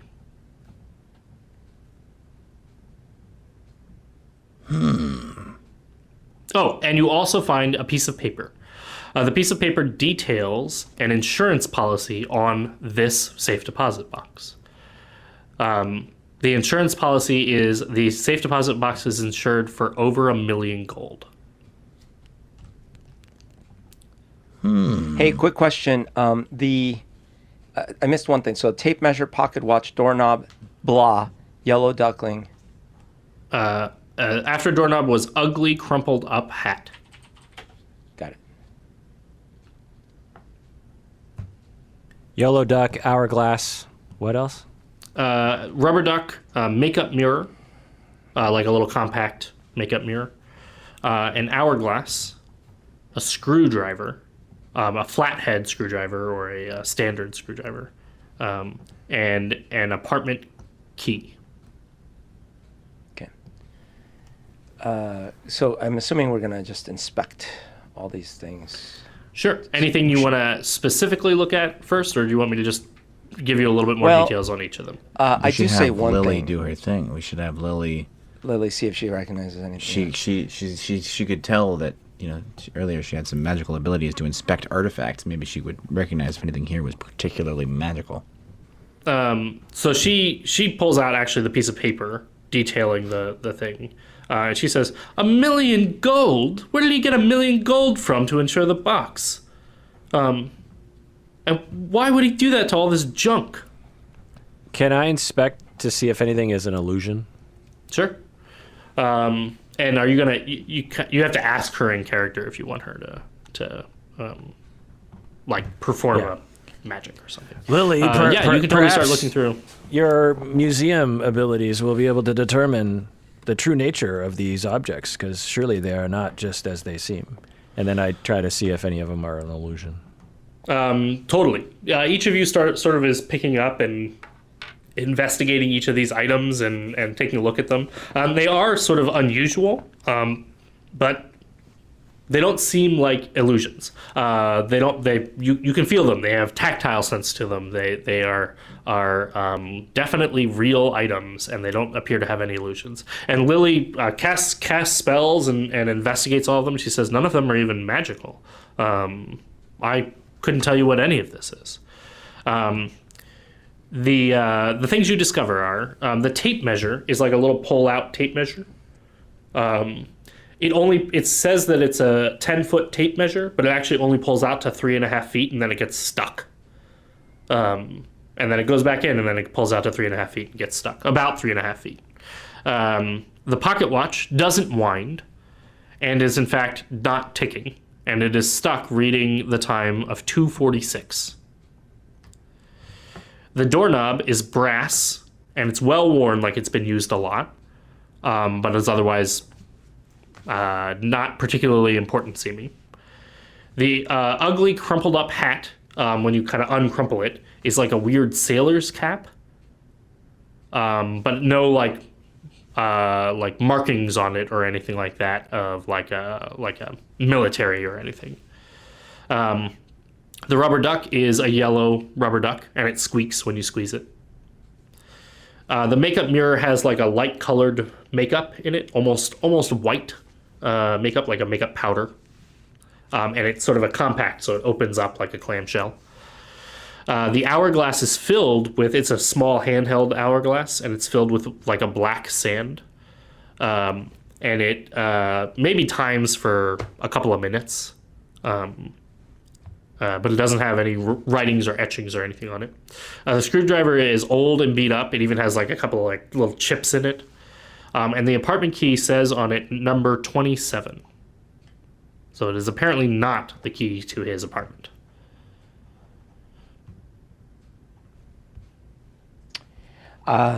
If I were to believe that we are in some sort of mysterious circumstance, I might attribute some importance to the fact that this tape measure only goes to a specific number and that the pocket watch only reads a specific number. Perhaps that might be useful for us at some point. Are we in an escape room? I checked to see if the door is locked. It doesn't appear to What be. is an escape room? Actually, you open up the door, and the woman on the outside has like her eyes up. She's like waiting right outside the door for you, and then you close it back up again. What do you mean by escape room? I mean, we might have to escape if things get ugly. In Feather Falls, we have a game where we, it's a game. Well, I'll play it with you sometime. I see. Very well. Okay, so is your apartment by any chance, Lily, number 27? It's not my apartment. Does that apartment key match the other apartment key? The other, like, the stylings of the apartment that Thwar lived in? That's a really good question. We didn't see the key. His door was unlocked, but just curious if we could just go, 6 doors down. No, is there? Yeah.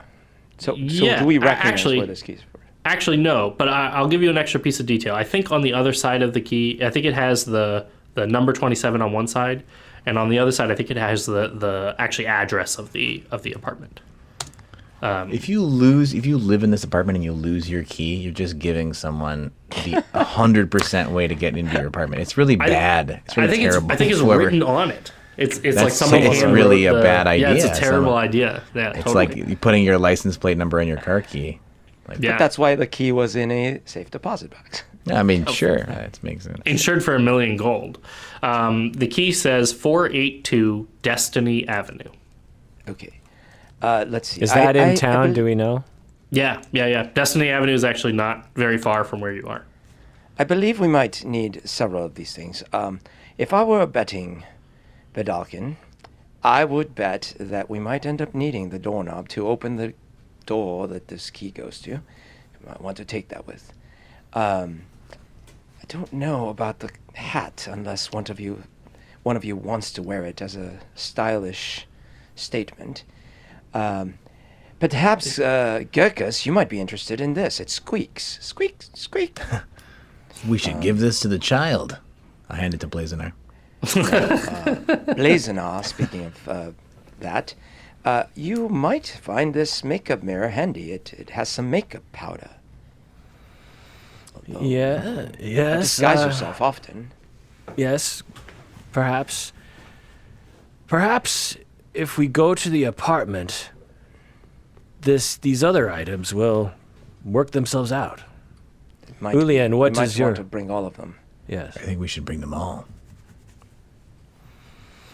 Well, shall we go to our next stop on this I must mystery? say, I'm intrigued. I don't know what's going on, and this all seems very unusual to me. If he had $1 million gold, what was he doing just putting it all into a safe deposit box to hold a bunch of junk? Well, And hopefully the- we'll find out. Sorry, the insurance policy is for the stuff here. So he basically paid $1 million gold just for this safe deposit box. For the safe. Okay. Does the doorknob have a keyhole in it? It does not. Okay. Does the... I'm totally in like a breakout room mode. Does... King's Quest. yeah. Look left. Point and click adventure this out, man. Yeah. Use Hourglass with apartment key. Give me some. Use Hourglass with doorknob. Use Can't say doorknob. that, at least not now. It has no effect. I don't think those will work together. That Yeah, doesn't seem to fit. I want to look in the makeup mirror and turn in a circle and look at everything around the room. Actually, to did make we sure. open It's a the mirror. compact? Did we actually open the compact? Was that part yeah. of when we were? Okay. I assume so. Yeah. Okay. So you can see Alright, it I- even has like it's like one of those ones that has like a little pad, like a little flat. Companions, I believe we should not overstay our welcome here. Perhaps we should get going. Agreed. You make your way out, and as soon as you open the door, the person who is assisting you, the bank employee, says, "Everything is to your liking, Mr. Thwar." Yes, I would like to cash in my policy. Do you have like a redeem the gold? I It was an insurance I'm sorry policy. to say it's non-refundable. The bank manager was quite clear with you about that. I'm just joking with you, Doug. Calm down. Oh, I see. Oh, just a bit of humor. Oh. Well, we are incredibly grateful for your business with our bank, of course. Yes. No one's ever taken out a policy on a safe deposit box quite that large. You set some records in our bank. Do you have like a bag of mints for my companion here? Oh, yes, of course. Also, I would be more than happy to serve your companion Listen, as many mints as he would enjoy. Listen, do you want to ask about your other accounts, perhaps?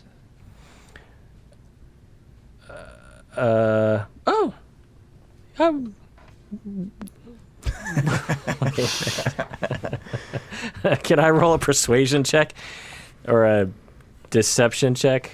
Sure. What are you trying to deceive? I'm trying to.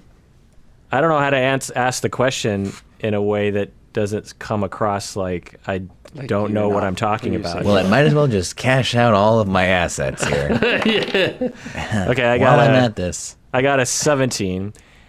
So while I'm here, I might as well cash out all my assets. And she looks confused at you for a second. She says, "Do you mean everything from the safe deposit box?" That and I have investments all over town in various banks. Oh, of course. Let me double check, but I'm fairly certain you didn't open an account with us. Well, could you just check? a safe deposit. I forget. I shall double check as I grab your At mints for his your age friend. and all, these things do. No, you couldn't be a day over 55, Mr. Thwar. Flattering, yes. Yes. And she says, you should "I'll hear his return poems. momentarily. Please wait in the waiting area just over here." Will do. And she runs off, and she comes back just a couple of minutes later with like a whole like little bag of mints. And hands them over. And she says, "I've double checked with the bank manager. You don't currently have an account with us, though we would be very happy to help you open one." Oh, okay, well, thank you for the mints, Gerkus. Here's some more for your breath. Thank you. We'll be off now. Thank you. Very well. It was wonderful to meet you, Mr. Thwar, and I hope to see you in the future. Perhaps help you open up one of those accounts if you'd like. Absolutely. If you're lucky, we'll see.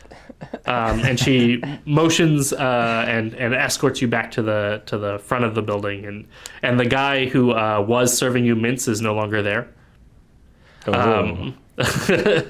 And she waves and smiles at you as you make your way out of the building. These are so strange. They are hot and cold. Icy hot. Yes, that is the way they taste. Yes. I like them quite much. They're from the land of Altodia. Told you. I have not read about this place. It is a very hot and cold place. Well, It is both hot and Unusually hot and cold. it is a shame I only have one small bag. He's just dumping the whole thing. I will in not be able to share this with you. Most unfortunate. I did have my fill, however. One was plenty. All right, back to 482 Destiny Avenue. All To right. fulfill our destiny. You head several streets down to 482 Destiny Avenue. This building, unlike Thwar's building that he clearly lived in, his apartment was in, is a nice building. This is a pretty nice place. In fact, it's so nice that they have a doorman at the front. He doesn't really stop you. He just assumes that you are there, and he actually turns to you, Blaznar. You're still dressed as Thwar. Yeah. He actually turns to you and he says, "Mr. Crumple, it's wonderful to see you." Crumple is not Thwar's last name. Right. And he says, "A guest today, sir. That's wonderful." And he motions for you to go inside. Thank you very much. They have a lift that's actually pulled by a golem. They have a golem that is there to like pull the line on a lift. We're in a moving box. And so you actually bring yourself up to the fourth floor to get to apartment 482. Strange music inside. Excuse this me, moving everyone, box. hold on. The Just golem one hums while he second. pulls on the thing. 1 second, please. I want to cast Unseen Servant. Can I cast Unseen Servant? Yeah. Okay, what do I have to do to cast it? I just casted it. I think you just So- say you cast it, although you can describe how you Okay, I'm move gonna your cast hands it. or if you When I shout, cast it, unseen servant. yeah, The casting process. I put out my Unsino hands. Servanto. I put out my hands like beckoning someone at me, and I say, "Come to me, angel of service." My name is Gerkus. You're in the elevator right now. It's just the four of you in the elevator. Yes. And so he's an unseen servant, but what I do is I take off my the top layer because it's getting a little warm of my dress robes, and I just I drape them across the unseen servant's arm. So they just are floating in midair. Then. Yes, they're floating in there. Perfect. What does your unseen servant look like? I always imagine you can see it, but nobody else can. Yes, I can definitely see him. So he looks like it's a little embarrassing, but he looks like a female Vidalcan. And she Ew, is kinky. She's not necessarily fully attired. She's not nude either. It's kind of like for going swimming, which is something that is very common in the Vidalcan, community. She's wearing a bikini. Yeah, a Vidalcanini. Vidalkini. Vidalcini. You make your way up to room 482, and as you're coming in, an old woman is sort of walking along, and she goes, "Oh, Mr. Crumpet, it's wonderful to see you. Did you manage to fix that issue with your sink?" Oh, things kind of pile up. And how are you doing? I'm doing very well. My daughter got married. Oh, congratulations. Yes, the one you met the other day. You hit it off so well with. Do you like him? Yes. He's wonderful. He's very nice. He reminds me of you, Oh, but younger. well, we must be going now. We'll chat later, maybe tomorrow. Wonderful.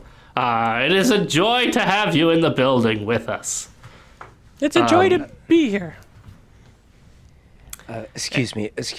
Please hold on 1 second. I just need to do something. I walk back to my unseen servant, who apparently is not moving, and you don't hear this necessarily, but I'm like, "Can you please move it along? We don't have time. I just wanted you to hold this for me, but fine, give it back then."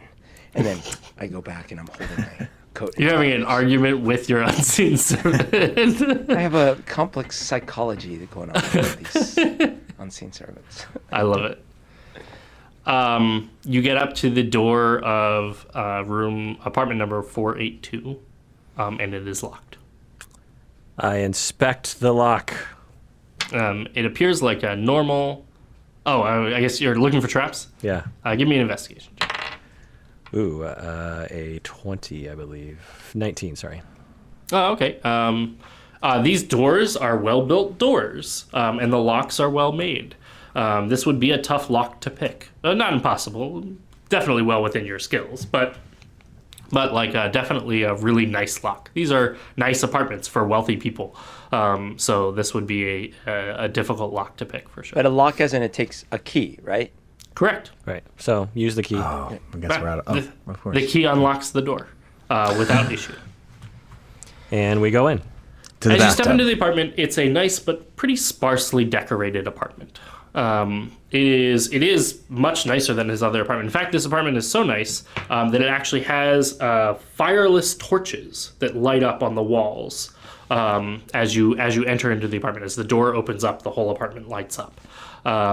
And as you enter and you close the door behind you, and the fireless torches, they have what looks like fire, but it's actually not hot. It doesn't generate any heat at all. And they're sort of kind of all on a bunch of the walls. The thing that you notice that's really strange about the apartment is there's not a lot of furniture. There's no food. There's no dishware or anything like that. And there's no books. There's no bookshelves.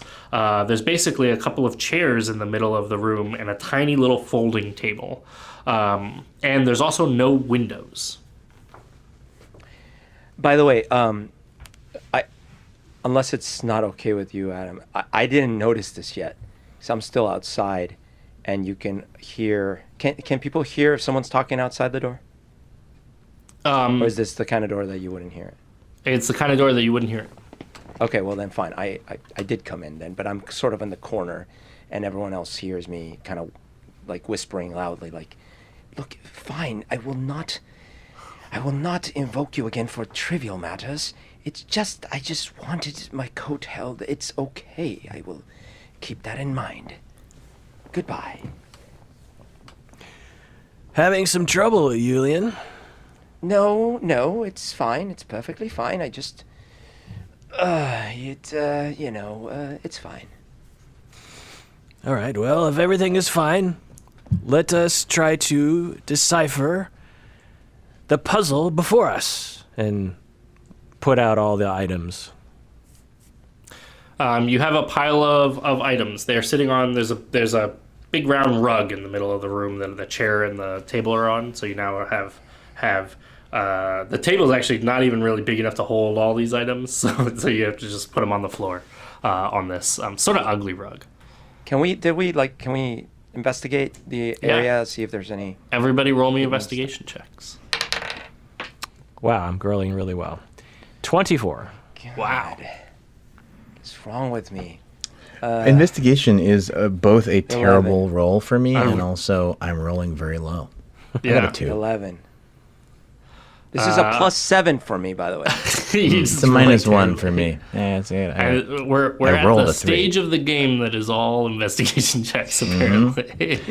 I'm not gonna investigate. I'm just gonna take the rubber duck and just walk around the room squeaking it. It makes a very satisfying. And then maybe someday it's gonna react to something. This is my strategy at those breakout rooms. And then Take the key and tap it on all the walls. 11 is still not good enough, right? I'm assuming. 11 is. Well, I'll give in you either something for an case, 11. you can tell if someone's looking at me that as I'm trying to investigate, I'm still sort of I just don't understand what's the big deal. I just wanted her to hold my coat. That's all. It's just. I think you're kind of distracted. I think that you're mostly focused on your unseen servant being so unhappy with the situation. Blazenar, you discover 2 things. The first is you discover there's no way anybody lives in this apartment. But from the sound of the doorman and from the sound of the person outside, they clearly seem to think that Thwar lived in this apartment. But there's no dishes. There's nothing here. There's just nothing to do in this apartment, much less to live in. There's not even a bed. And the other thing that you discover is the walls have a strange texture to them. It's almost bumpy and then smooth in different sections. Somebody painted the walls with a different kind of paint, but it all looks the same. The paint, you can tell, looks like it's covering something up. Oh, yes, it's covering. Yes, the paint. I agree. Yes. I start knocking around to see if I can tell a false wall or something. Your strength might come in handy right about now. But hold on, let me find a good spot for you to use your strength, Gerkus. Gerkus, go ahead and roll me a history check, and you can do so with advantage.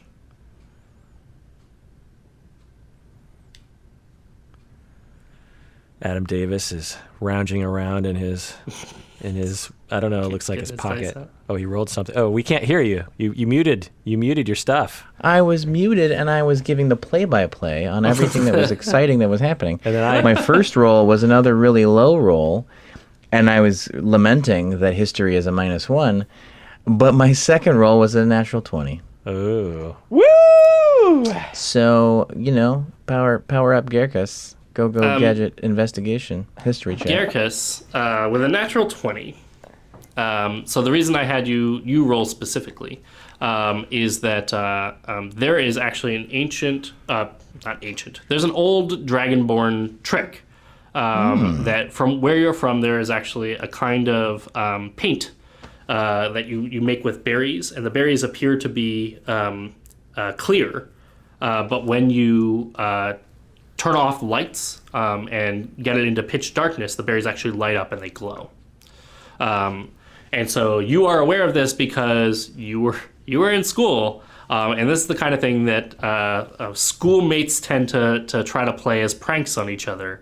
Either to leave notes, which is sometimes the clever way to do it, or to slap wet handprints on each other, and then suddenly you have a big glowing wet handprint as soon as you turn the lights off, or put it in your water, and now you have glowing splotches all over your face as when the lights turn off.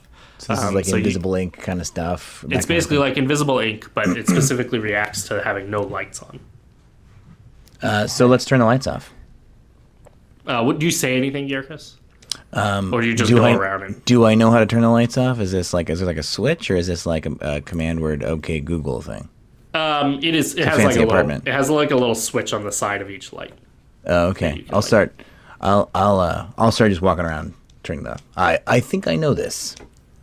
So Blaznar, you are investigating the wall and like knocking around on it, and Garrikas just goes around and starts turning off all the lights. Trust me. Okay. As the final light turns off, it mostly just seems like it's getting dimmer and dimmer. But as the final light turns off, there's a moment of just pitch blackness, and then all of a sudden the room erupts in glowing light everywhere. There is writing across all of the walls, across nearly all of the surfaces. Everywhere except for the floor and the ceiling is covered in this glowing paint. And across the main wall, the sort of a large blank wall in front of you, you read two things in large, bold letters. It says, "The Book of Fate," and it says, "There are no coincidences." Whoa. And then from there, you get a chance to see that there are lines drawn in every direction, linking to written phrases all over the rest of the apartment. There are phrases that are written that seem to detail all sorts of names of people. You see your own names stand out at you from the web of drawing that has happened within the entire apartment. But in the very center of that wall, before the right underneath the Book of Fate and right underneath There Are No Coincidences, it just says "Tell Lily I'm sorry," and then below that is a strange symbol. And Ulian, you recognize the symbol immediately. That is a glyph of warding, and glyphs of warding are a specific kind of trap that are designed to trigger when someone reads them. Which makes them hard to avoid, because as soon as you see it, you have read it. Have I read it now? Oh, yeah. Oh, no. Everyone close their eyes! Immediately, all of you see this flash, this light, everything sort of stretching around all of the room, and then immediately all of the walls erupt in flame. And everything you are reading almost instantly vanishes as fire engulfs the entire room and all of the walls of the room. And you are now trapped in flames. I'm going to throw my mints at the wall. Icy hot, icy hot, icy hot. You start hucking mints. The fire smells slightly better than it did before. Try to open the door. The door is locked and it feels sealed shut. You can't even get it to shutter under your hands. Also, the door is on fire.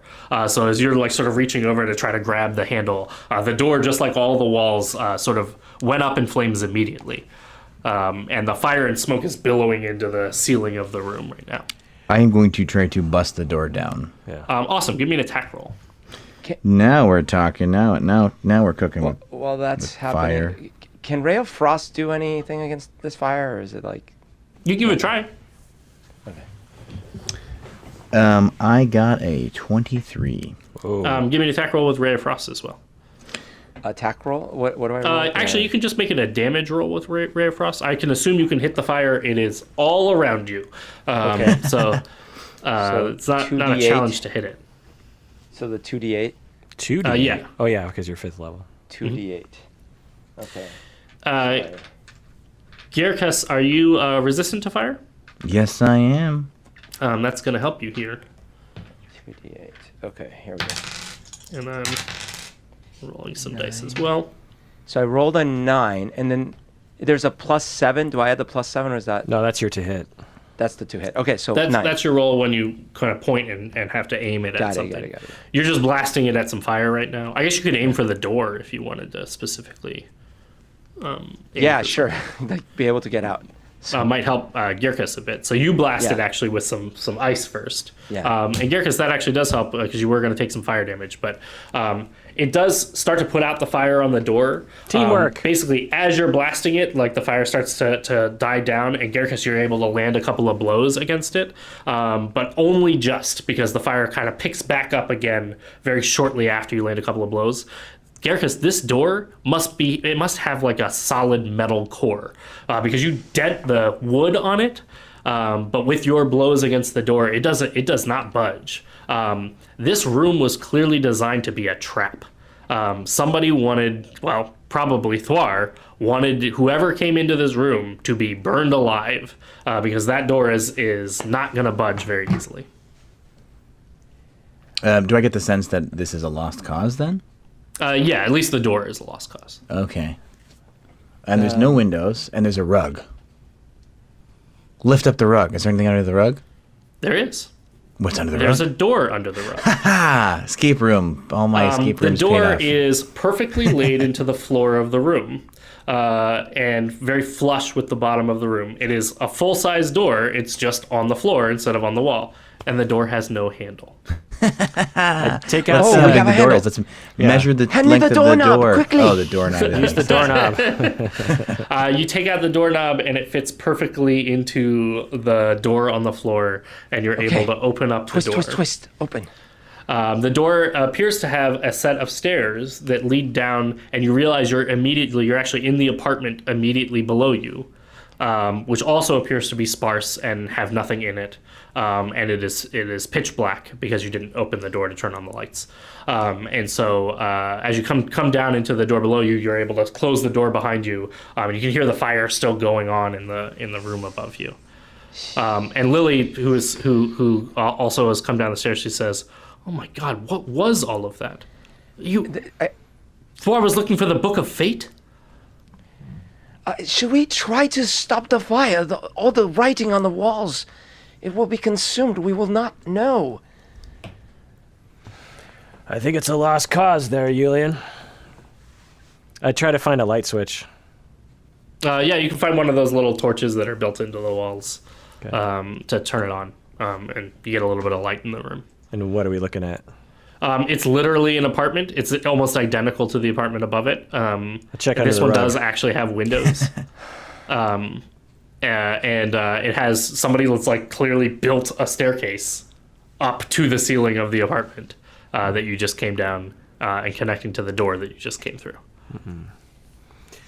I do a very quick scan to see if there's anything of interest in this room. There does not appear to be. Sorry, quick question. Total long shot here, but like, could an unseen servant be damaged by the fire? It should say in the description of the spell. I mean, it says it's got an AC 10, 1 hit point, so Yeah. it probably would be damaged, right? I think yes. In general, the assumption is that you can just resummon it. I see, but sort of it'd be like instantaneously. summon, die, summon, die, summon, die, kind of. Well, I mean, it doesn't. It resummons wherever you put it. So if it died somewhere else and then you resummoned it next Yeah, to yeah. it, And my thought was that if I could send the unseen servant to look at the wall and report back. Oh, I see. But it sounds like you wouldn't survive long enough. Yeah. Yeah. Not in the fire. I'm also not certain if the unseen servant can communicate with you. I guess it can. We've established that already. So yeah. At least if I you guess give a scowling totally an look. option. He says the servant can perform simple tasks that a human servant could do. Okay. And then he gives examples. So you would imagine that he could tell me something. Yeah. All right. All right. That seems good enough to me. Do we get a sense that the building is going to burn down? We can't just like escape room, the room underneath the room that's on fire, if the building's going to light on fire and kill the sweet old lady. You can hear the sounds of like the fire brigade coming from outside and making their way into the building. So at the very least, you get the feeling like someone's probably gonna come in and help take care of it. Also, given the way that the door was reinforced, you can maybe assume that the rest of the walls might have been reinforced in a similar way. And since there were no windows, somebody made this a trap on purpose. Probably means that the fire is going to be pretty well contained to that apartment. Okay. I think it's time to go. Is there anything that's 3.5 feet apart You just in this room? You just keep measuring. Well, I thought for Well, sure so it was like 2 dots were 3.5 feet apart, and that's how we were going to learn 2 important certainly. things. We're gonna this is hopefully come across classic that escape room information. puzzle right there. But along those lines, so the room we're in, it's still dark now. Someone turned on the lights. Yeah. But blazing. so when it was dark, did we have a chance to see if there was paint like the other room, like the color? There was not in this room. There was no paint. It appears all the information got burned up with the rest of the fire. And I'm sorry that I missed it, but what is it that we see in the room right now? In the room that you're in, just the staircase. It's another sort of Just the blank room staircase. that clearly must have been rented out or purchased. Did we already investigate this room? Did someone already? Yeah. Yeah. Let's investigate it. And Lily, you guys can investigate. I won't make you roll for this. There's nothing in this room except for the staircase. All right. Lily I got a will. critical fail anyway, so Oh, okay, perfect. Technically got a 0 on that roll. Then you're certain there's nothing in this room except for the staircase. Actually, with a 1, you're very certain there's a lot of things in there. There's so many things in this room. Let's spend the rest of the day looking. Wait, I've had how would you players role do play that that? in a Like, campaign before. I'm Lily, I'm sure there's stuff in here. there's something in here. Lily says, I don't know what this is all about, but this reeks of ridiculous conspiracy or something along those lines. And I cannot believe this is all about that stupid Book of Fate nonsense that he was interested in so long ago. Does my character know what the Book of Fate is? Yeah, I mean, all of you guys have heard of the Book of Fate. It's like a fabled thing. It's like sort of Excalibur or the Fountain of Youth Yeah, or something and- like and- that. Like it's And I had been doing a tremendous amount of research about fate, yep. so I definitely knew about this. And the guy person that dropped off the thing at my warehouse was a key. Mm-hmm. Okay. And it was the key to the Book of Fate was to the the Book of item Fate. that you had gone missing from your warehouse. So I suppose I'd say to Lily, like, believe me, the Book of Fate is no fantasy. It is no conspiracy. It is quite possible that it is real. And she says, "I'm a museum curator. What is your qualification for deciding that the Book of Fate may be real?" About 40 years of research into arcana and all sorts of mysteries, and easily 10 years of a deep dive into the subject most recently. And she kind of drops her like haughty stance and she says, "Oh. Well, that does make you somewhat qualified, I suppose." And it looks like good old Thwar was onto something with the Book of Fate. And he Yes, wants us to continue with the mystery. Clearly, although he almost killed us in the process. And I'm quite puzzled because he had information that seemed to be very useful on those walls. No one, I suppose, drew any of it quickly enough. I don't will know, turn someone- to Lily, and I will say, I'm sorry. What are you sorry for? I thought it was a code. It was on the wall upstairs. It said, tell Lily I'm sorry. Oh. I have Yes, nothing to apologize for. I have done nothing to you. What, speaking In of fact, that, I saved you from the people who were attacking you. We can all recall this. Speaking of that, did any of us like have a chance to remember anything other than the "I'm sorry" bit from what we saw before everything started burning? So we can give you guys a couple of important details that you get. Actually, I'm going to have everybody roll me intelligence saving throws, and we'll give you these important details. Wow, I am rolling Yes, like a finally master. a good roll. 22. 23. 22. All I right. got a 16 this time. All right. We got We're some all good information. smart. This is No, this is the it's- roll for it. To be The fair, wheels are spinning now. I got this. You are 3.5 feet tall. in that case, I'm going to give everybody a sort of different information. Everybody was looking in different directions and got different information from this. Let's see. Gierkus, you got the name of a book.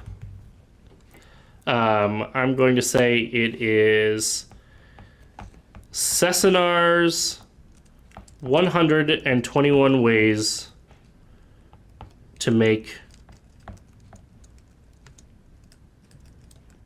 Oh, I think I'm going to tie this back. To make eel. Yummy. But I don't know that yet.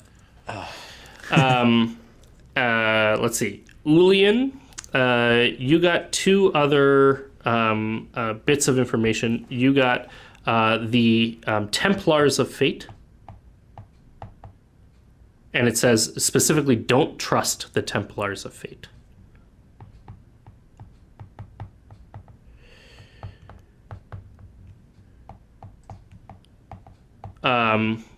and Blazenar. Sorry, were those the 2 bits of info? It was Templars of Fate and not Yeah, to trust them. I guess don't trust the Templars of Fate is sort got of the information that you got. And Blazenar, you got the which piece of information do I want to give you?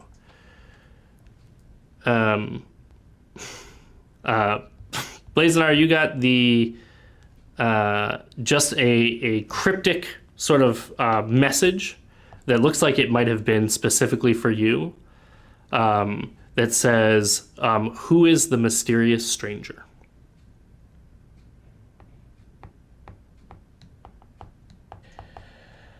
While we are here, I should tell you, I managed to catch a little bit of info before everything went on fire. It said, don't trust the Templars of Fate, which is odd because in my reading, I was under the understanding that they were a reputable organization. So you actually, because you've done some research on this, you know that the Templars of Fate are apparently secret organization whose goal it is to recover the Book of Fate and return it to the Fates. So I think what we'll do, I'm going to tell a short story about the Fates, and then we will make that the end for today's session. In the world of Dungeons and Dragons, in this world that we are playing in, there is a god of time. The god of time is Istus. And the god of time weaves together the fabric of time, separate from the fabric of reality or separate from the fabric of the worlds or the planes or all of those things. Time is this interwoven and interconnecting and ever repeating or ever circling weaving that the Istus does with the threads of time. As Istus weaves the threads of time, she appointed 3 members, 3 acolytes or sort of lesser gods to be her servants and to basically keep track of the moments in time. She appointed somebody to be the fate of the past, the fate of the present, and the fate of the future. And each of those fates, their job is to basically make sure that that's all. Someone's keeping track of it, someone's recording all of what happens, what is happening, and what will happen, as well as who is keeping track of and making sure that those things do happen and stay intact. They hold together the bindings of fate. Long ago, the story of the Book of Fate, and what Uli and you have learned in much of your research, is that the 3 goddesses of fate lost the Book of Fate. And the Book of Fate was basically the place where they could keep track of all of the information, all of the things that happen in the past, in the present, and in the future. And theoretically, there are many stories about the power of the Book of Fate. But because it is lost, the Fates don't have the ability to keep track of it. And supposedly, Istus does not know that the Fates lost the Book of Fate. Instead, they continue to sort of kick the can down the road to continue to tell Istus that they are in fact keeping track of everything, but it is the Book of Fate that is actually doing that. Supposedly, somebody with the Book of Fate could know everything about the past, everything about the present, and even all of the things that could be in the likely futures that are likely to happen. That is not to say that the Book of Fate predetermines the future, although there's a lot of mixed messages about the future, as that's the most often considered the most valuable portion of the Book of Fate. And somebody with the Book of Fate may have the power to change the future, to impact the world, to change even the present or the past. The powers of the Book of Fate are varied, and all of them are powerful. The Templars of Fate are the people who are appointed on this world to keep track of, to find the Book of Fate, and to return it back to the Fates so that it doesn't fall into the wrong hands. They're generally depicted as a positive, serving for the future, serving to better the world organization, but secret. And nobody really knows if there are any Templars of Fate, if they exist at all, or for that matter, if they do exist, who the Templars of Fate are. And that's where we'll end for the day. Oh. Whoa, sounds like I guessed right. Sorry, I didn't mean to, but luckily I got right. No, it's perfect. You guessed you perfectly. Jumped in and had it exactly right. I mean, I just assumed since it said don't trust them, that I probably would have heard that they were okay, but it's like, oh, maybe we shouldn't trust them. Yeah, it was great. So as is always the case, we'll do a quick checkout.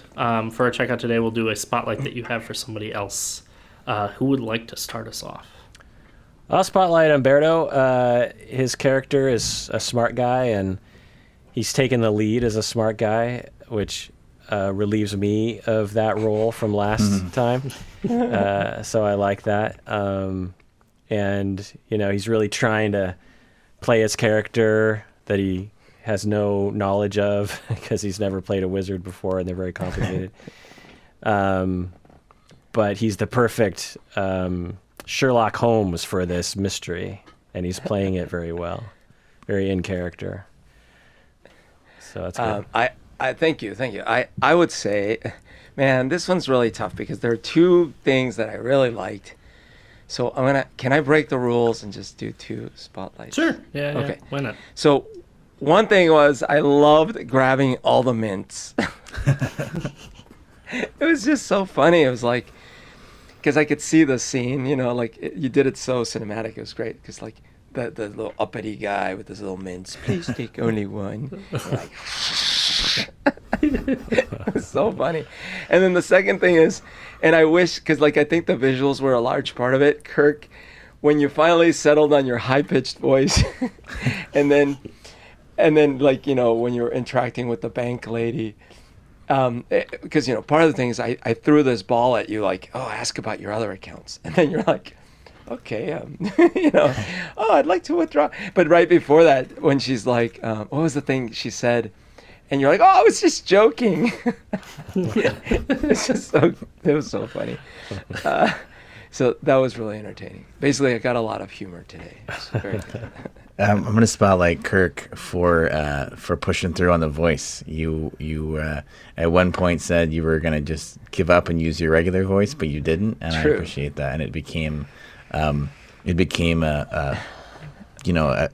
joke even that we got to wonder which voice you were going to use next. But I think it's I appreciate and admire that you were struggled with the challenge of coming up with that voice, and then you went with it anyway. I don't know what it is. I don't know what. I mean, Berto's never done this, but there's something about voices that is some kind of shame spiral for me. It just Interesting. Well, and I did wonder with the first one you had picked. I was like, man, that doesn't feel sustainable. Yeah. In my head it was because I know what it sounds like in my head, but to do it, I was like, I don't know how long I could keep this there's a up. fine line between, well, this is just me getting used to this voice, and this is not sustainable. It's not going to work. It's fair. So, but I'm doing a little bit of a voice, so that's a stretch for me. That's great. That's my I spotlight. love it. I think that you stepping out of your comfort and doing the voice is awesome. It's actually my spotlight for the day as well, to Kirk for really being willing to continue to try on and work on voices. It's like one of the hardest things to do. It's one of the hardest things for us to get players to do, and it does take you. Yeah, so tell me about that. Some Like, effort for that. do you get what percentage of new players in your groups will take to voices pretty quickly? Very low percentage of new players will attempt voices quickly, and it's even the players that have been around for a long time often won't do voices for their characters. Even though Adam and I do voices for every NPC, and we are constantly doing different voices for characters. It's just hard to, I think, encourage people to be willing to be goofy or be willing to be embarrassed a little. Yeah. As you're trying something out. What about role playing? How do they do with role playing? Most people step into speaking in first person pretty well, very quickly. Okay. So that part is usually pretty quick. I would say Adam usually within the first session or two they're speaking in first person. We also coach them in that. That's a learning process of, say that in the way your character would say that. So there's a process of removing the obstacles and sort of making it okay. We don't say, no, say it like your character would say it by using a voice. Decide on a voice and commit to that voice because you have to have that voice for the next 10 weeks. It's no pressure, right? So if somebody tries a voice and they want to change their voice later, much like you're doing, that's totally fine. There's no requirement that they stay with that voice or anything. So it's a slow process of warming them up to the idea of stepping out of their comfort zone, trying something new. One of the things that's been the most interesting with some of our participants we've had for a long time, who do a lot more role playing because they've been coached by us for longer, they have said that using voices helps them distinguish themselves from their characters. So they can role play and they can try out new behaviors as their characters. And because they are their character instead of themselves, they can take different risks. Because I might feel uncomfortable asserting myself, but my character can very comfortably assert himself because that's my character, not me. So when I say I want to be the first one to go in there and do that. I'm the smart one. I am the brave one, whatever. It might be easier to do that as a character than it would be as the real person with the real voice. So it's been really interesting to see just how different groups access a different level of that sort of drama therapy side of things by digging a little deeper into that character voice. It must be really rewarding to have that particularly shy new participant stretch their wings in a role-playing interaction with their fellow participants. That must be really rewarding because you set up the adventure maybe, and even that moment maybe for that particular person to shine and to see that welcoming gelling of the group. It must be really nice to see. It's really kind of amazing, and one of the things that makes it so interesting, I guess, is that those moments are just a part of the whole landscape. So they get to have that moment, and it's an amazing moment for them. And everybody else at the table is both being a supportive person for them in that moment, and also ready to continue to play in the play space of the game. Like the moment where you jump in and start using your voice, and you like take that step to just finally build up the courage to give your character a voice. Everybody else is just as ready to go, like, yep, I'm still talking to you, the character, at the table, which makes that moment feel so much more accessible, and so much easier to grab for to be able to have those successes. So earlier, Johns, you were worried that that your prep wasn't enough, or that the adventure might get a little ragged at the edges. Were you worried that we were just gonna like not go to the apartment and just like go some complete other location that you'd have to make up? Not that specifically. I'm pretty good at turning back on to stuff. But in case it wasn't clear before, since we're dealing with a storyline with fate, we're setting up the possibility that there are some fate and destiny pieces that are going to weave into the storyline. And that kind of storyline is if I may say to other dungeon masters, I don't recommend it. It is anytime you're dealing with time or fate or destiny in any kind of storyline, you start to it becomes very easy to accidentally DM yourself into a corner, and not have any particular way out of it.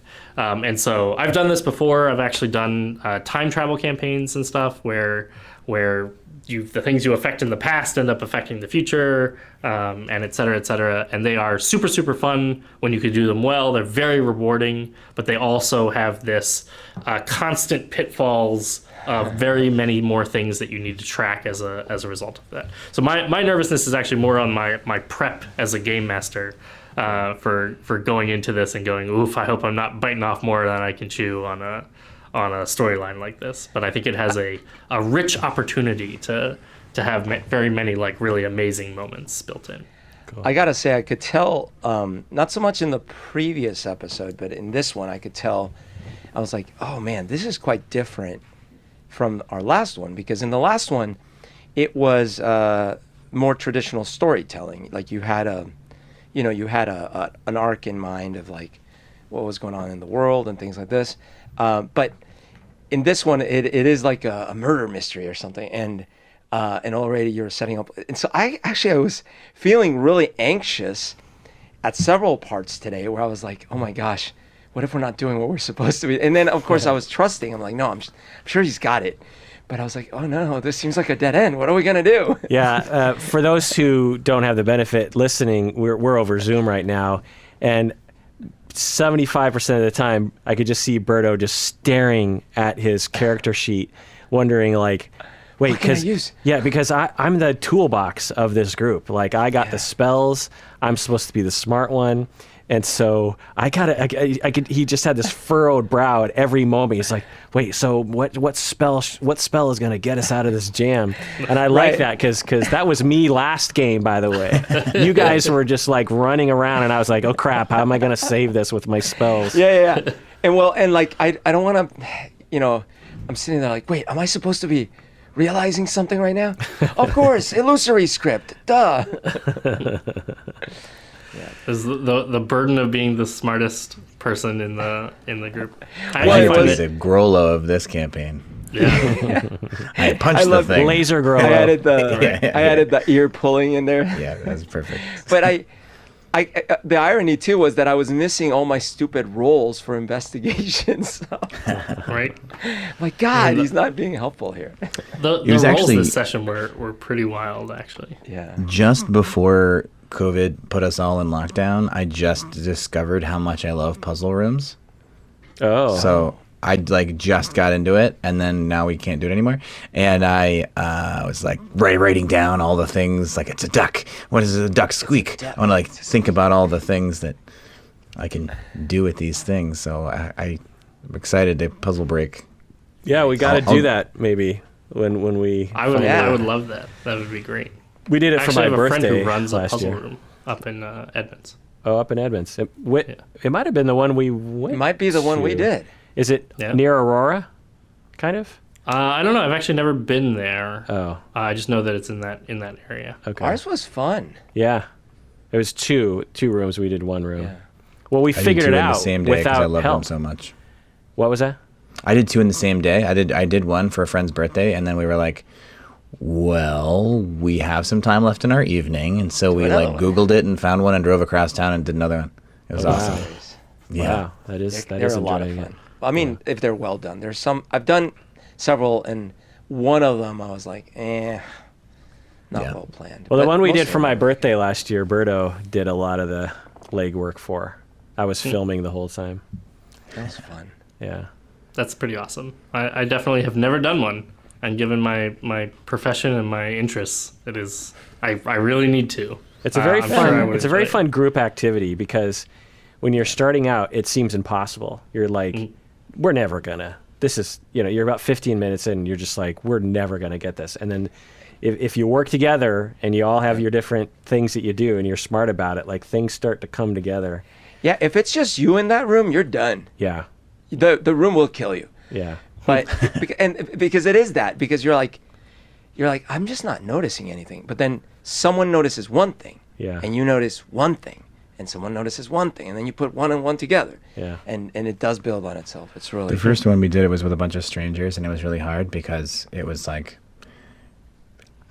there's one person just bending over this one table and moving all these pieces around, and I can't go over there and help.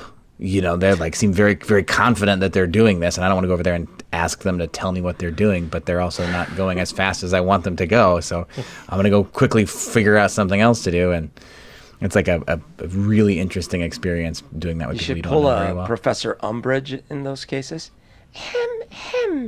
Perhaps I can help you here. Ooh. Third campaign character, Umberto. There you go, Yes. the Umbridge character. Yeah. That'll be our evil campaign. Yeah, evil campaign. I want to play a kobold.